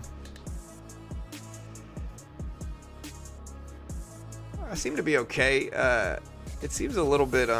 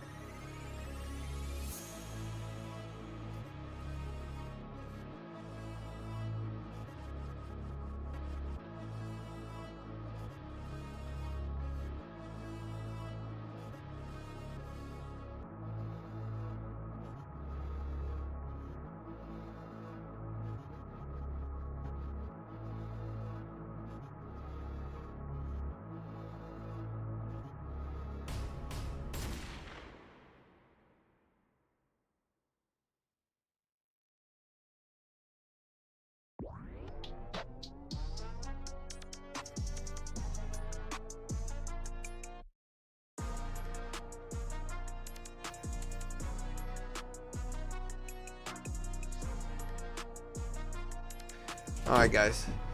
Sorry. Talking to my wife about what we should do. Maddie's saying she doesn't feel good, but she's not really running a fever, you know. I know my parents are making me go to school, but you know. Yeah, DeepSeek.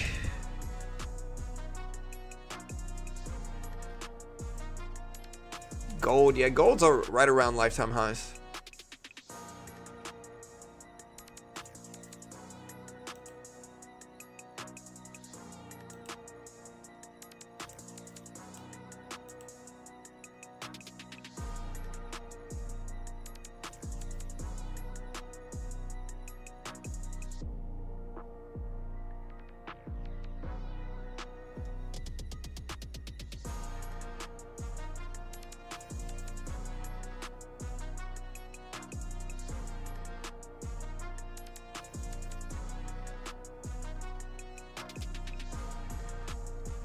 It can go to 300 easy. Which one are we talking about?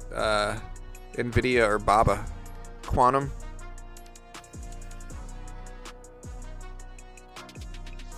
Yeah. Well, no, I remember my parents. I remember trying to do the whole thermometer under the light bulb thing. But I remember occasionally I would get busted because it would say like 110 or something crazy. And my parents would be like, all right, bro. You know, then they stopped walking away when they would take my temperature.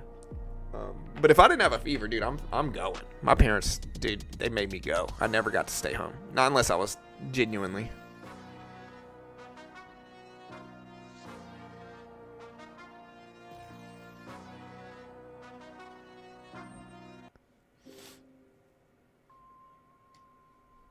Starbucks, I don't know if it's irrational. Starbucks had a big pullback, not that long ago. So Starbucks dipped big.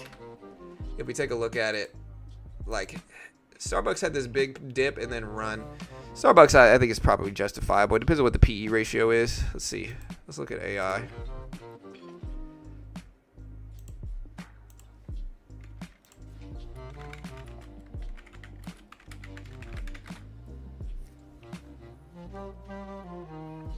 $36 PE ratio for Starbucks, so it's not super extended on the upside, not in terms of the price to earnings ratio, at least, so I think that's probably fine, but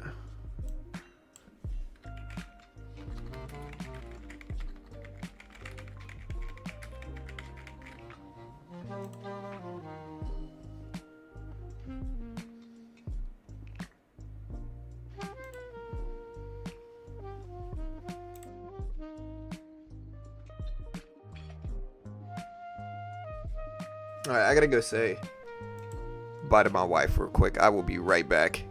Again, while I'm gone, though, chat, while I'm gone, are you bullish or bearish for the opening bell today? I'm going to end this poll real quick before I leave, and I'm going to ask another poll.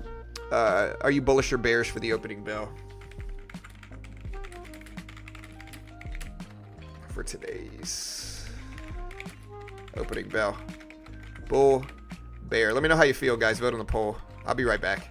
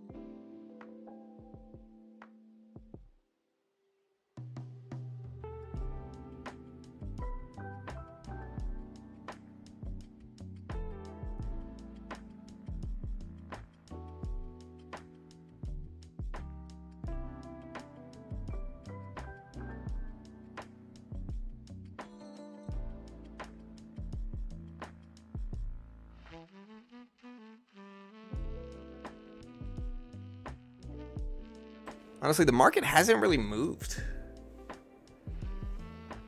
in the last, like, what? Like, it broke highs for a little bit. 1, 2, 3, 4, 5, 6, 7, 8, 9, 10 minutes. Market's kind of flat. Gold's been pushing up towards highs of the day. Again, a lot of stuff's still up based off of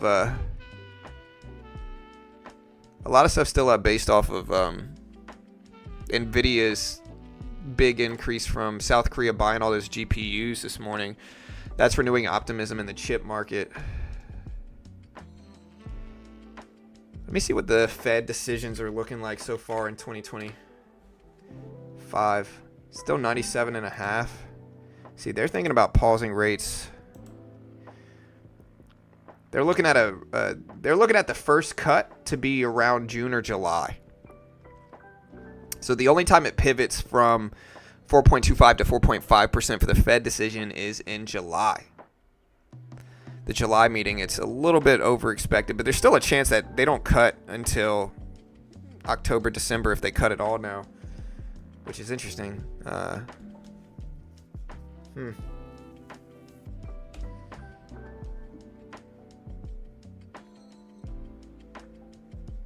Yeah. Yeah, I heard it's going around.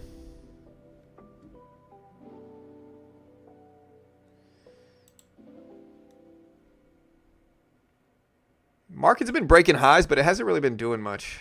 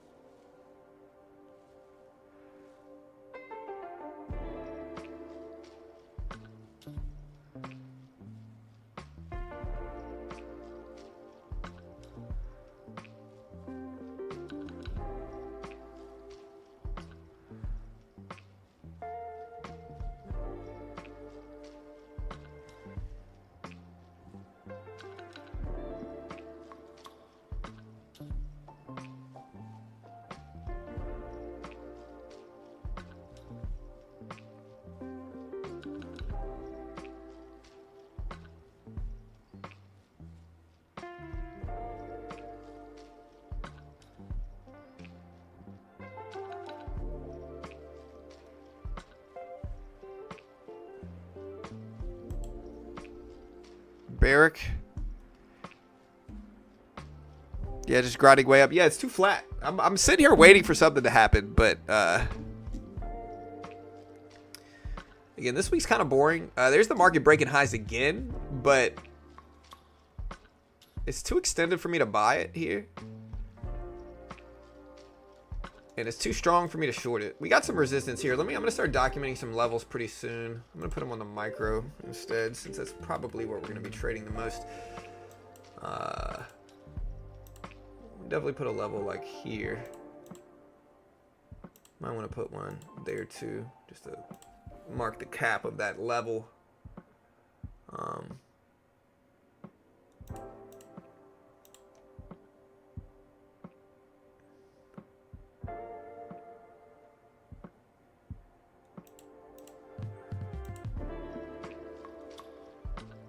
See what we can do here. I know we got a level there. That seems to be a spot.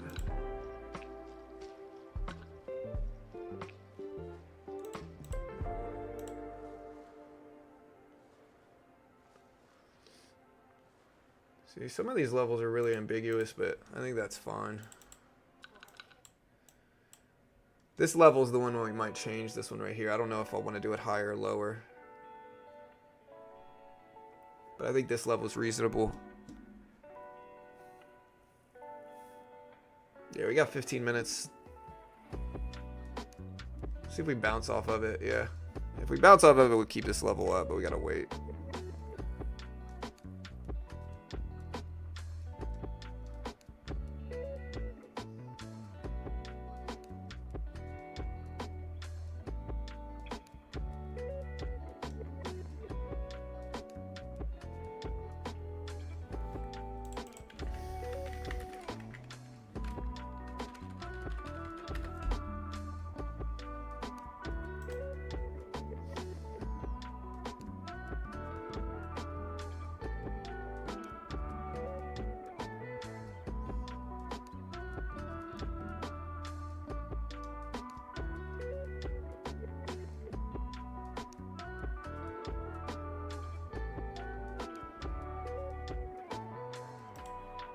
So we didn't end up holding at that level. I guess I'll pull this level up and make it a little tight right here and just wait.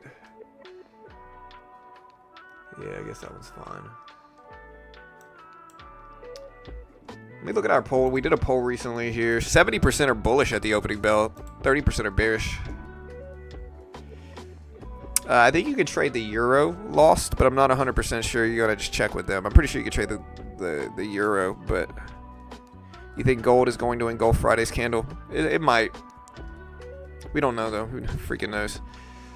And again, we're going to be trading on Topstep today. Topstep gives you a demo. They test your skill with a demo account first. If you pass the test, they fund you. If you fail, you only lose what you pay for it. In this case, the base one is $49. It's just a great way to learn how to day trade. Again, you can try funding your own account, and if everybody thinks they're going to be some guru savant, and they're just going to be genius day traders and run off, you know, rich, that's not going to happen. You're probably just going to lose your first couple accounts. And so you can either fund your own account and lose thousands of dollars most likely, or you can lose $50 if you lose a Topstep account, which is much cheaper, much less risk in my opinion. There's no PDT rule in futures, so you can day trade the S&P, the Nasdaq, Dow, Russell, gold, currencies.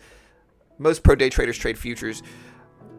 And you can day trade very similar patterns to blue chip stock patterns, very similar to day trading stocks, but no PDT rule, and limit your risk on Topstep. They give you a 50K demo if you can make 3K in profit without losing 2K first. Following their rules and conditions, they fund you 50K, 90% split. You get to keep your first 10K in profit as well. If you fail, you lose $49 for the base one. The middle one's $100, and I think the top one's $150. And so you can choose which one you want to use. That's your risk. Much less risk than losing thousands funding your own account most of the time, at least. I can't guarantee anything, but genuinely useful. Even if you lose your Topstep account, there's a practice account, comes with real-time data. If you were going to pay for a demo account with real-time data, it's going to cost about the same. The value's there, and it genuinely helps people learn how to day trade, follow rules and conditions. They're an affiliate of mine, though. I'm biased because I get paid by them, but it's genuinely useful, to be honest, in my opinion. If you want to check them out, understand all these rules first. Understand CFTC 4.41 hypothetical simulator performance have limitations. I'm biased. They're an affiliate of mine. I'm biased. Link is in the chat right now if you want to check it out. I appreciate the love. And we're going to try to day trade some today. We're kind of waiting, you know, another 10 minutes or so before we get started. A little bit too close to the opening bell for me personally here, but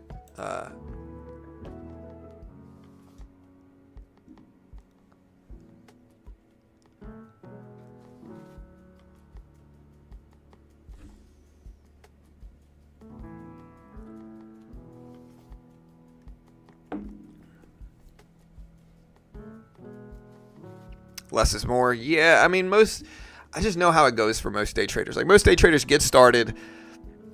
Part of it is marketing, right? Like, they follow people that act like they're just the greatest ever. Like, the people they follow are mostly marketers, you know? Like, I'm a marketer, you know? But the people they follow are mostly marketers. But they're selling courses, and they're acting like it's easy, and they're not really showing them how much they're losing. They're only really showing them how much they're winning on their good days or on their good months.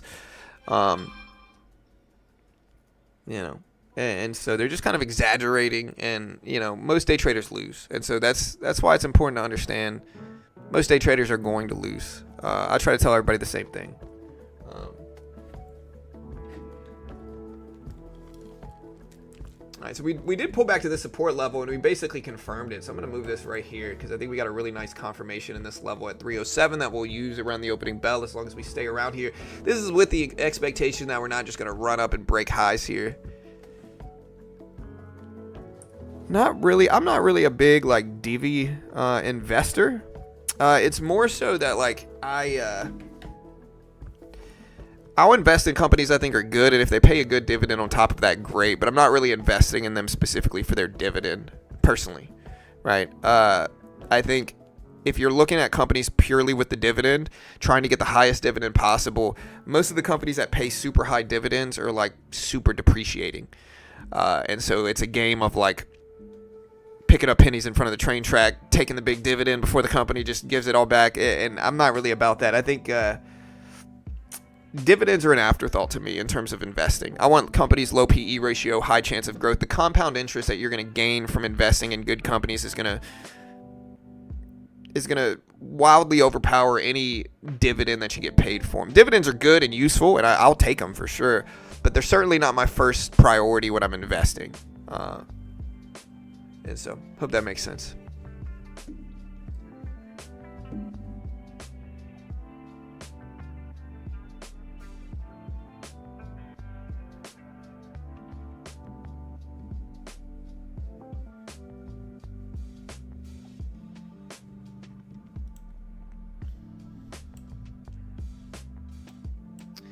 Yeah, I mean, some day traders make tons of money, and that's fine, you know, but like, you got to understand, most day traders lose, and I think it's important to be responsible and to tell people like, hey, most day traders are going to lose. I think a lot of them are selling courses, and so if they tell people the truth, which is that, hey, most day traders lose, they're worried they're not going to buy their courses or their services. And so instead they just act like it's super easy and that, oh, everybody gets it wrong, but if you day trade my way, it's super easy. They ignore variance and what variance really means. It's kind of like poker, right? Like, you can learn how to be a good poker player, but there's a chance you could do everything right and lose, you know? And same thing goes in day trading especially. Like, there's a chance you could do everything freaking right, still lose money. And that's a hard psychological nuance of trading that people really understate a lot. Like, you got to look at it with blunt reality, which is that you can do everything right, variance can hit you, you can still lose. You know, you might be trading perfectly, you can lose for 6 months at a time and then win. And so people flashing their gains, like trashing all these other traders, like it just seems unnecessary, and it's not something that actual profitable traders really do, I think. But you know,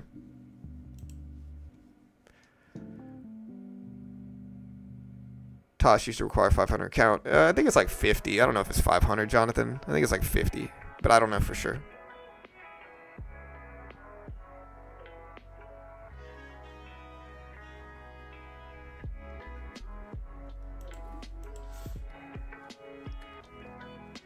Yeah, we're going to be day trading at the opening bell. We got 9 minutes.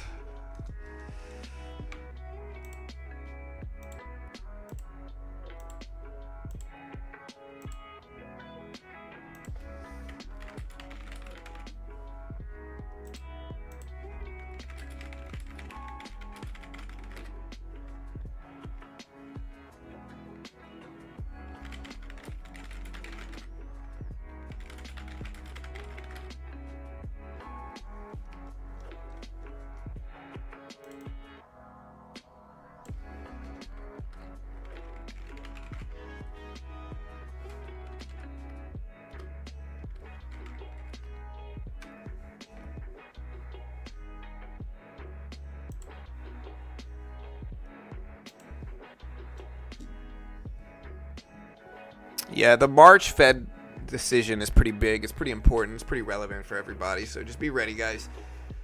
Markets are right around all-time highs, too. We've already broken them a couple different times, and so it's also possible we get a little dip, but it's also possible we just keep on running. Yeah, aces get cracked by 2-7 offsuits, the example I always use, Raymond. Absolutely true. So just understand variance. You want to understand something, understand variance. Variance, absolutely real. It's something I talk about, like, and I talked about this all the time, like, traders that critique somebody's trade after the fact are usually the most rookie traders, right? Why? It's because variance is real. Nobody knows if the market's going to go up, down, or sideways. Nobody freaking knows. It's really easy to look at something after the fact and be like, oh, yeah, that was a bad trade. Oh, yeah. Again, that's hindsight. Anybody with experience understands, hey, it could go your way, it could go my way, it could go sideways. And nobody really knows. And so, you know, take your own trades, base your own trades around what you think, and, you know, the loudest are usually the weakest, I guess, is the point.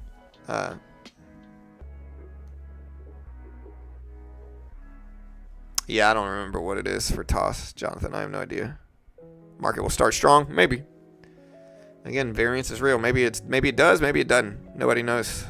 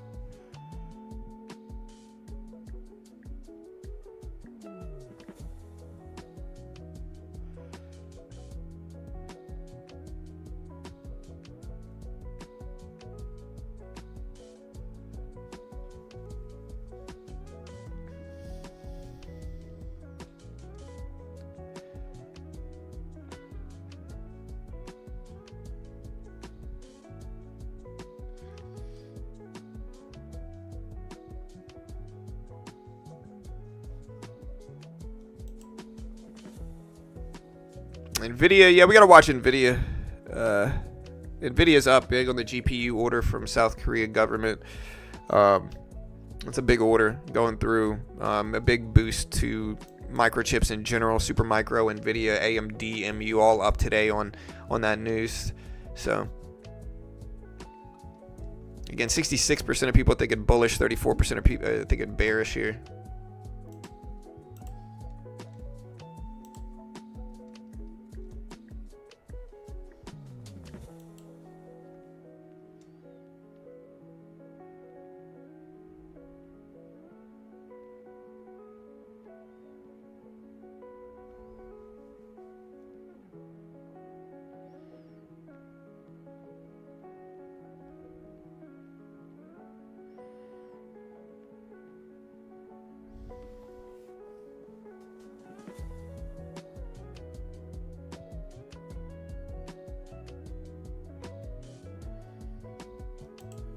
All right, so look at this big drop down to the 200 exponential in markets right now. Let's see if there's a reason. Hershey's affirming fiscal year 25 expectations for net sales. We got some ECB members speaking today. It says ECB's Cipollone says policy rates remain the primary instrument for adjusting the monetary policy stance, and that the role played by quantitative tightening and influencing overall financial and financing conditions should also be considered. Quantitative tightening is, again, the reduction of the Fed's balance sheet. So this is the ECB. So we're talking about the European Central Bank. But yeah, it's a reduction in the Fed's balance sheet. Look at that support level hold here. It's a reduction in the Fed's balance sheet. And so, yeah, I mean, that is basically them taking liquidity away from the bond markets, trying to do a more hawkish action, keeping interest rates high, keeping things more restrictive, taking liquidity away is a more restrictive action by the Fed. Purpose is to keep interest rates higher. Hey, thank you, One Set.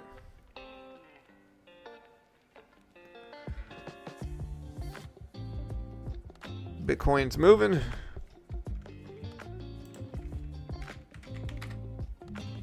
Yeah, Bitcoin. We'll see. All right, guys, we got 3 minutes. I'm going to prep, but you know, what I'm going to do is I'm going to put all big blue chips up so I can watch their range at the opening bell, see if we can get a little bit easier at predicting momentum.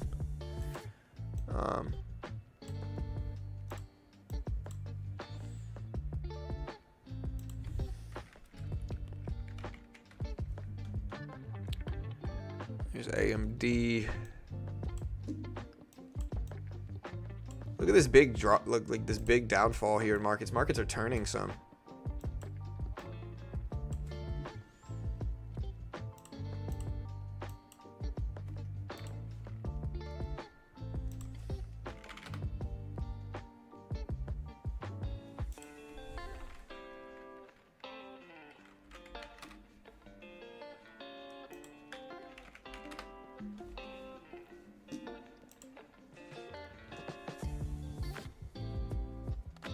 We don't really have any big releases today. Tomorrow we got the Fed minutes report. Thursday we got the jobless claims numbers. Friday's a little slow. The whole market's turning here, guys. Wow, look at this. I'm not sure what this is. Let's see if we can find out why.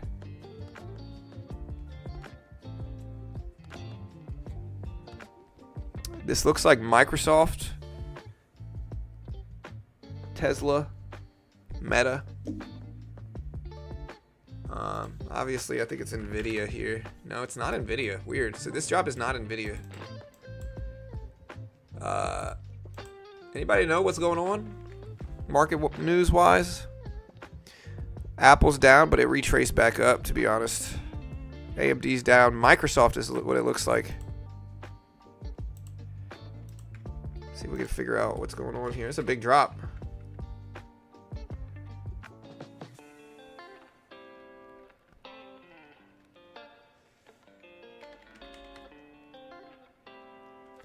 We're gonna have to build some new levels now, to be honest.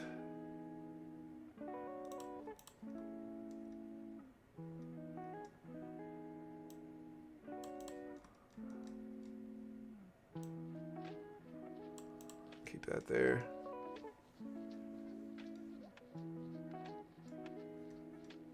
All right, guys, get ready.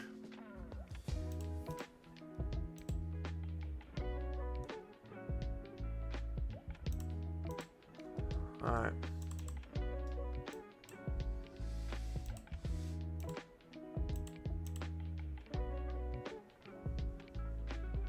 Alright, look at this. Alright, 5 seconds.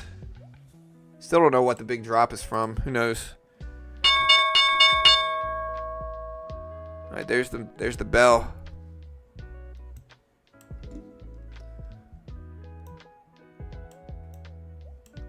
Again, I'm not. Part of me is kind of bullish, but I don't freaking know what we're gonna get here. But I think like bullish trades make sense, but it depends on how far we drop. Who knows? Don't copy me. Not an investment professional. I think that's just a big red string of trades.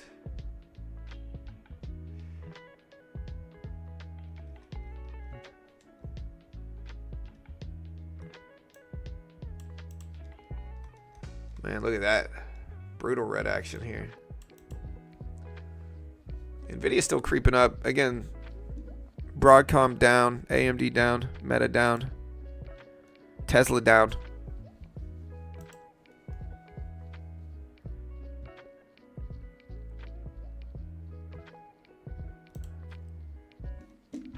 Nvidia's actually up, which is stranger.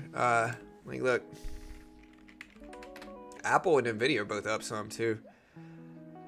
I'm really tempted to buy this just because like Apple and Nvidia look like they're creeping up, but other stuff's falling so quickly it's risky.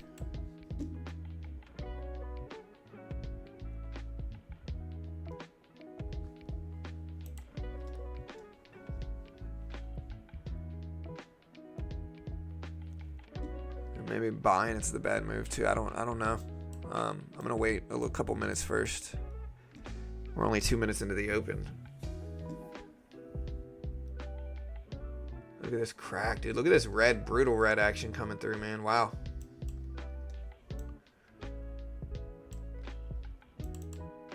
Welcome to the week, guys. Brutal red action.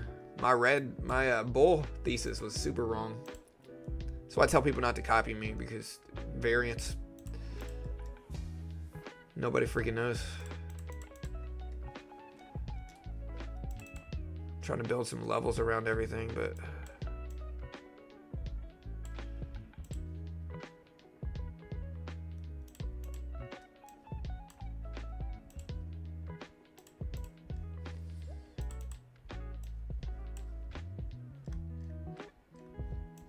we got some levels to use now, though.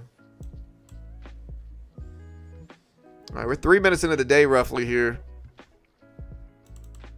Apple's now down red on the day. Microsoft's all the way back up. Tesla's back up too.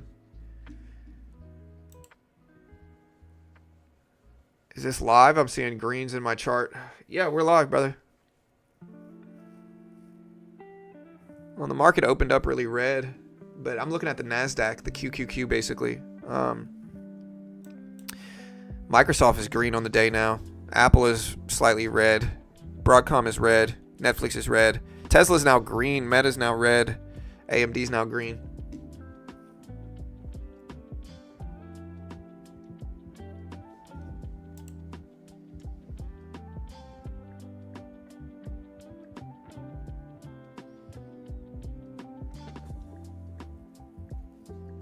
Look at this big rebound back up.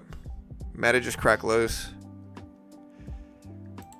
Microsoft's back up some too.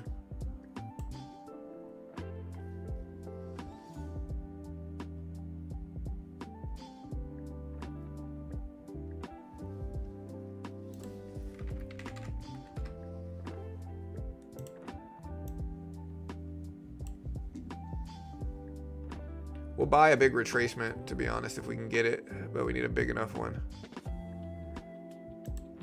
We'll buy this, maybe add a little bit to this support level, see if we pop. Took half off. See if we could add some back on a dip. Try to give it up there. We want this 269 level, but see if we can add to it.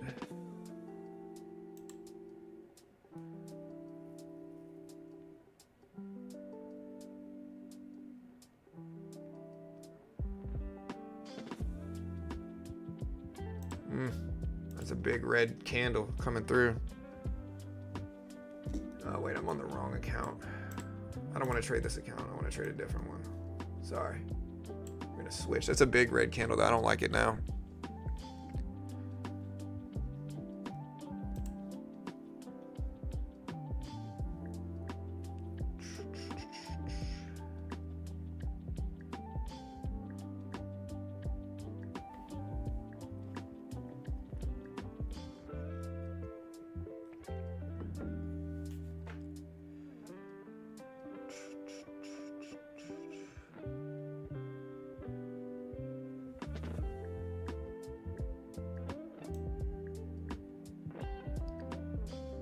Look at the red show up.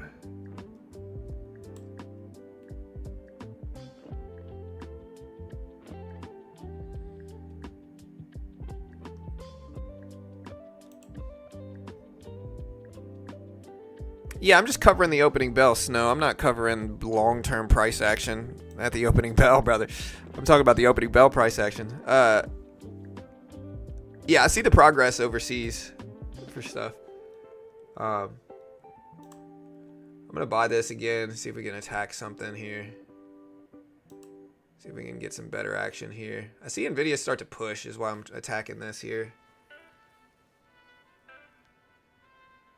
Kind of flat.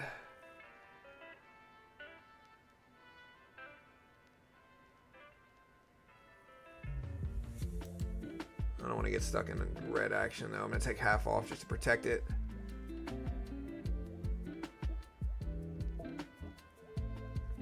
Yeah, Nvidia pushed back too much. So we're kind of small size today. We haven't really lost too much.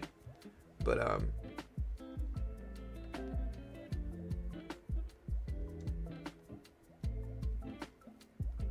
we're too red in trend on the Nasdaq for me to attack it here. We're kind of mixed too. So like AMD's pushing up big. AVGO is down. Google's down. Netflix is down. Tesla's down. A lot of stuff has turned red over the last few minutes. It's just strange because Nvidia's up. I guess Nvidia's still strong on the GPU news, but because we're gonna wait and let you know, things stabilize.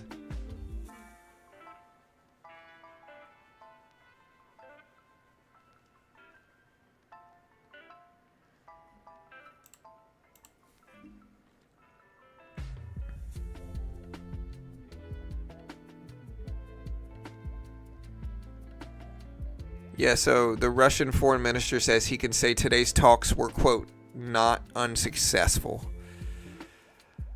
He says talks were useful, have agreed to appoint envoys as soon as possible, agreed to remove barriers for diplomatic missions. He holds press conference following talks with the U.S. delegation. U.S. Secretary of State Rubio says, quote, we're just not at that level of conversation yet. When a U.S. reporter asked if sanctions will be lifted.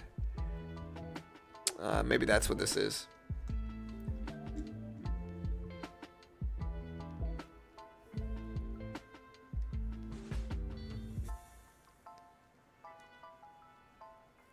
Yeah, we're just kind of in this weird stance of markets, guys. I don't really know. Like, Nvidia's dipping down. The rest of the market's mostly red. But there's a couple stocks that are big and green. Meta's down big. So things look weak, but Nvidia is still green on the day, and I don't know. I think there's too much variance. I'm gonna wait.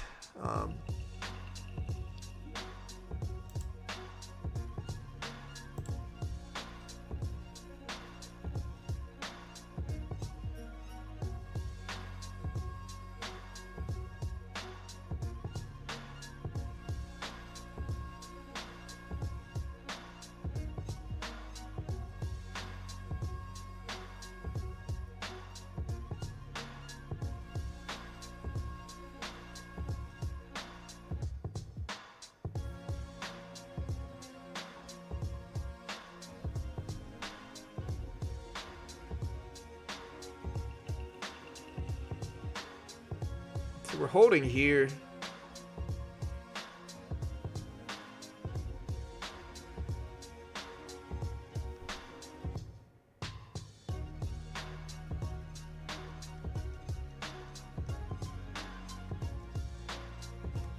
But 1, 2, 3, we're like 5 minutes of just straight stagnation right now too. And it's stagnating because Meta's going down, Broadcom's going down, Microsoft's going up. Nvidia's been pushing up, so it's just kind of flat with stuff. But I'd say the bearish, it looks more bearish to me. More blue chip stocks are red than they are green right now since the opening bell. A lot of them are still green on the day, but since the opening bell, there's more like bearish momentum right now than there is green momentum. And so that's what I'm looking at now. But to be honest, these last 1, 2, 3, 4, 5 candlesticks have been completely flat. Yeah, Meta's down big.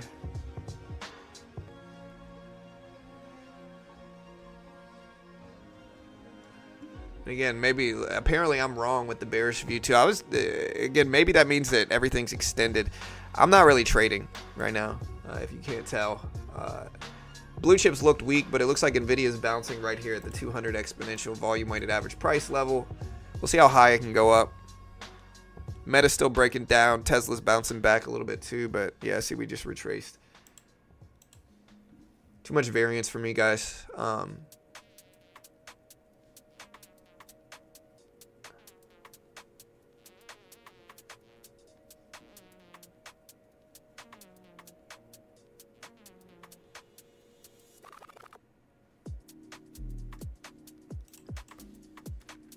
Maybe the bearish thesis was right. I don't know.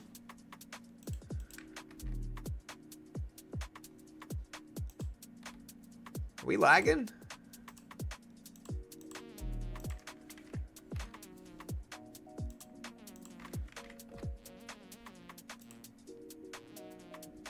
Okay.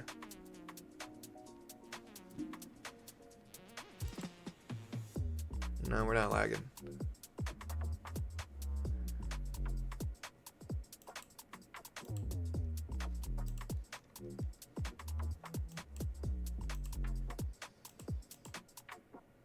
Man, look at this price action, guys. This price action sucks. Like, look at this. Just to clarify, this has been the price action. And so my hands are kind of off right now. Extensions on the downside. Maybe we rebound. And Nvidia's looks like it's creeping towards highs. So that's good. But I have no idea which way we're heading now. Too much variance. If Tesla rejects at the previous close, if a lot of these blue chips reject at the 200 exponential VWAP level, then maybe we'll get bearish action. If they end up kind of retracing and going back up in a more kind of range-bound move, then maybe we creep back up. But at this point in time, you know, the range is very small. And you could try to attack this range, but I think eventually it's going to break on one side. We just don't know which. Tesla's starting to creep up, though. So Tesla's back up to 357s. Look at Apple chopping, too. Very strange, man. I wonder why the volume's so low today. I don't even know if the volume's low, but the range is tiny. Yeah, I mean, here's Apple. This just doesn't look good.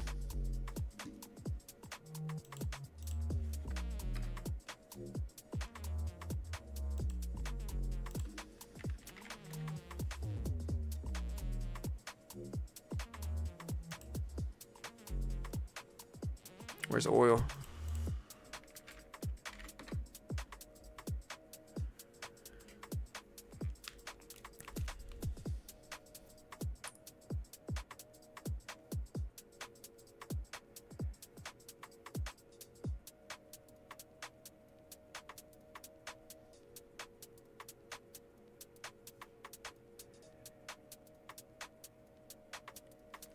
All right, so we broke down under one of those levels in the range. It would make sense to trace down to 223s, but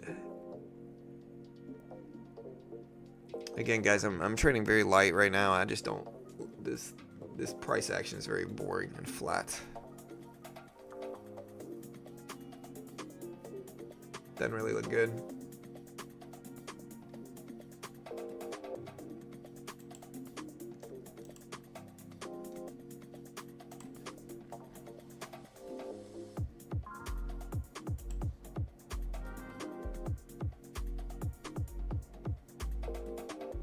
Yeah, there's the low break.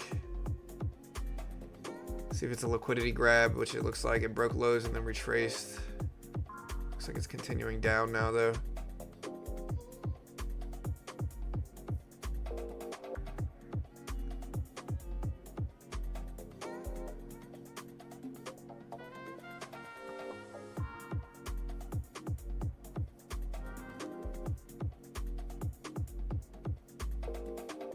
Meta's still looking weak. They don't have Nvidia on their side either now.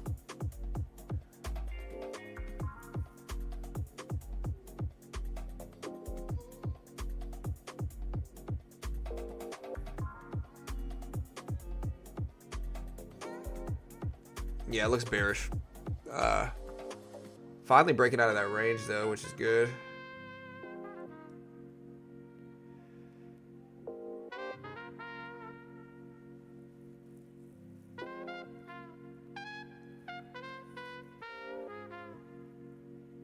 If we break down some more, I'll buy it, but I need a large breakdown here. There we go. And we took half off.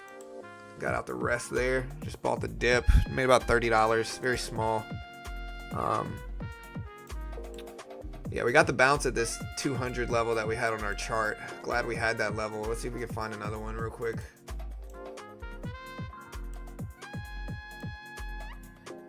I think this is one.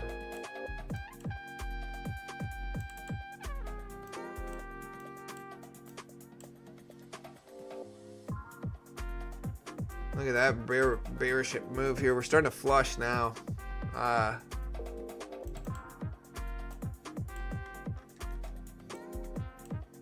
lot of red.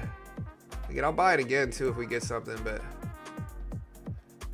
a little bit too late now where you trace too fast.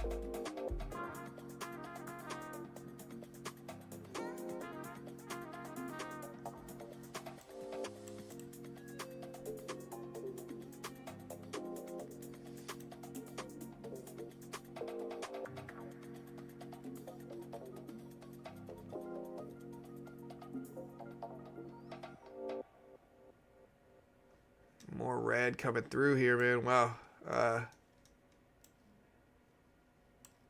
Yeah, I see some people talking to chat about maybe the Ukraine peace talks did not come in as optimistic as people wanted them to be.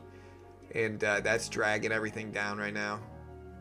Kind of giving back a lot of the gains we've made over the last few days. A lot of markets are... Like the SPY is almost red on the day, giving back all the big gains it made from the big GPU order from microchips.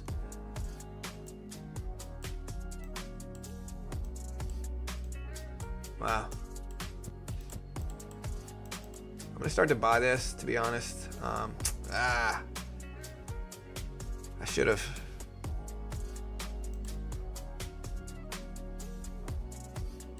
I'm going to buy one here. It's a little bit late. I'll try to add to this. See if we can get a little bit more, but very small. We'll take 2. We're flat.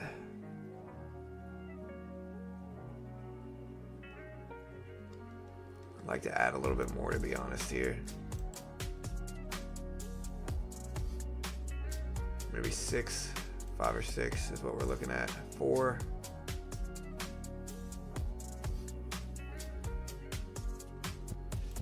We're going to take half off there, lock that in. Take another half off there, lock that in. All right, so we're now green on this account for the day. We brought ourselves back to green. It's just big enough drop to be justifiable.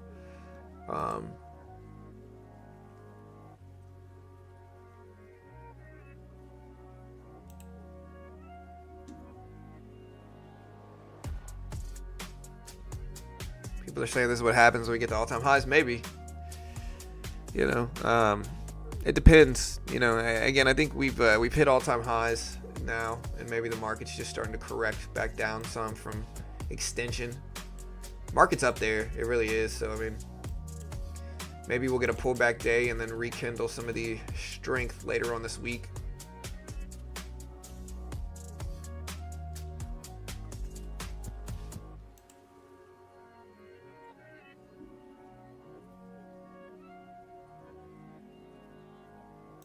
I'm gonna buy some more here, and maybe we're gonna add some down.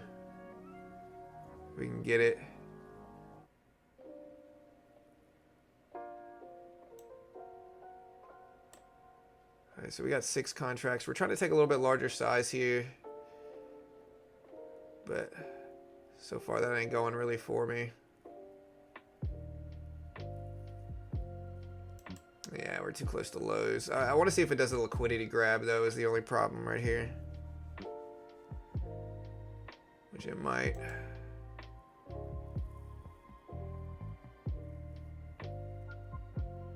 Oh, my $200 a day, I forgot. All right, so we're down on this account. Pretty small, but I forgot I had that setting in there on this one. Very small loss on the day, but I forgot to remove the setting. Now I'm locked out of this one for the rest of the day. It's all good. We're basically flat on the other two. So we're going to be on Topstep TV later. Yeah, I think this was a liquidity grab, and I wanted to buy this up, to be honest, but I forgot I had this setting here. I've since kind of expanded my risk settings to where they're about 300 or 400, and it looks like it's doing exactly what I wanted it to. So I just forgot to unlock that setting. My fault, but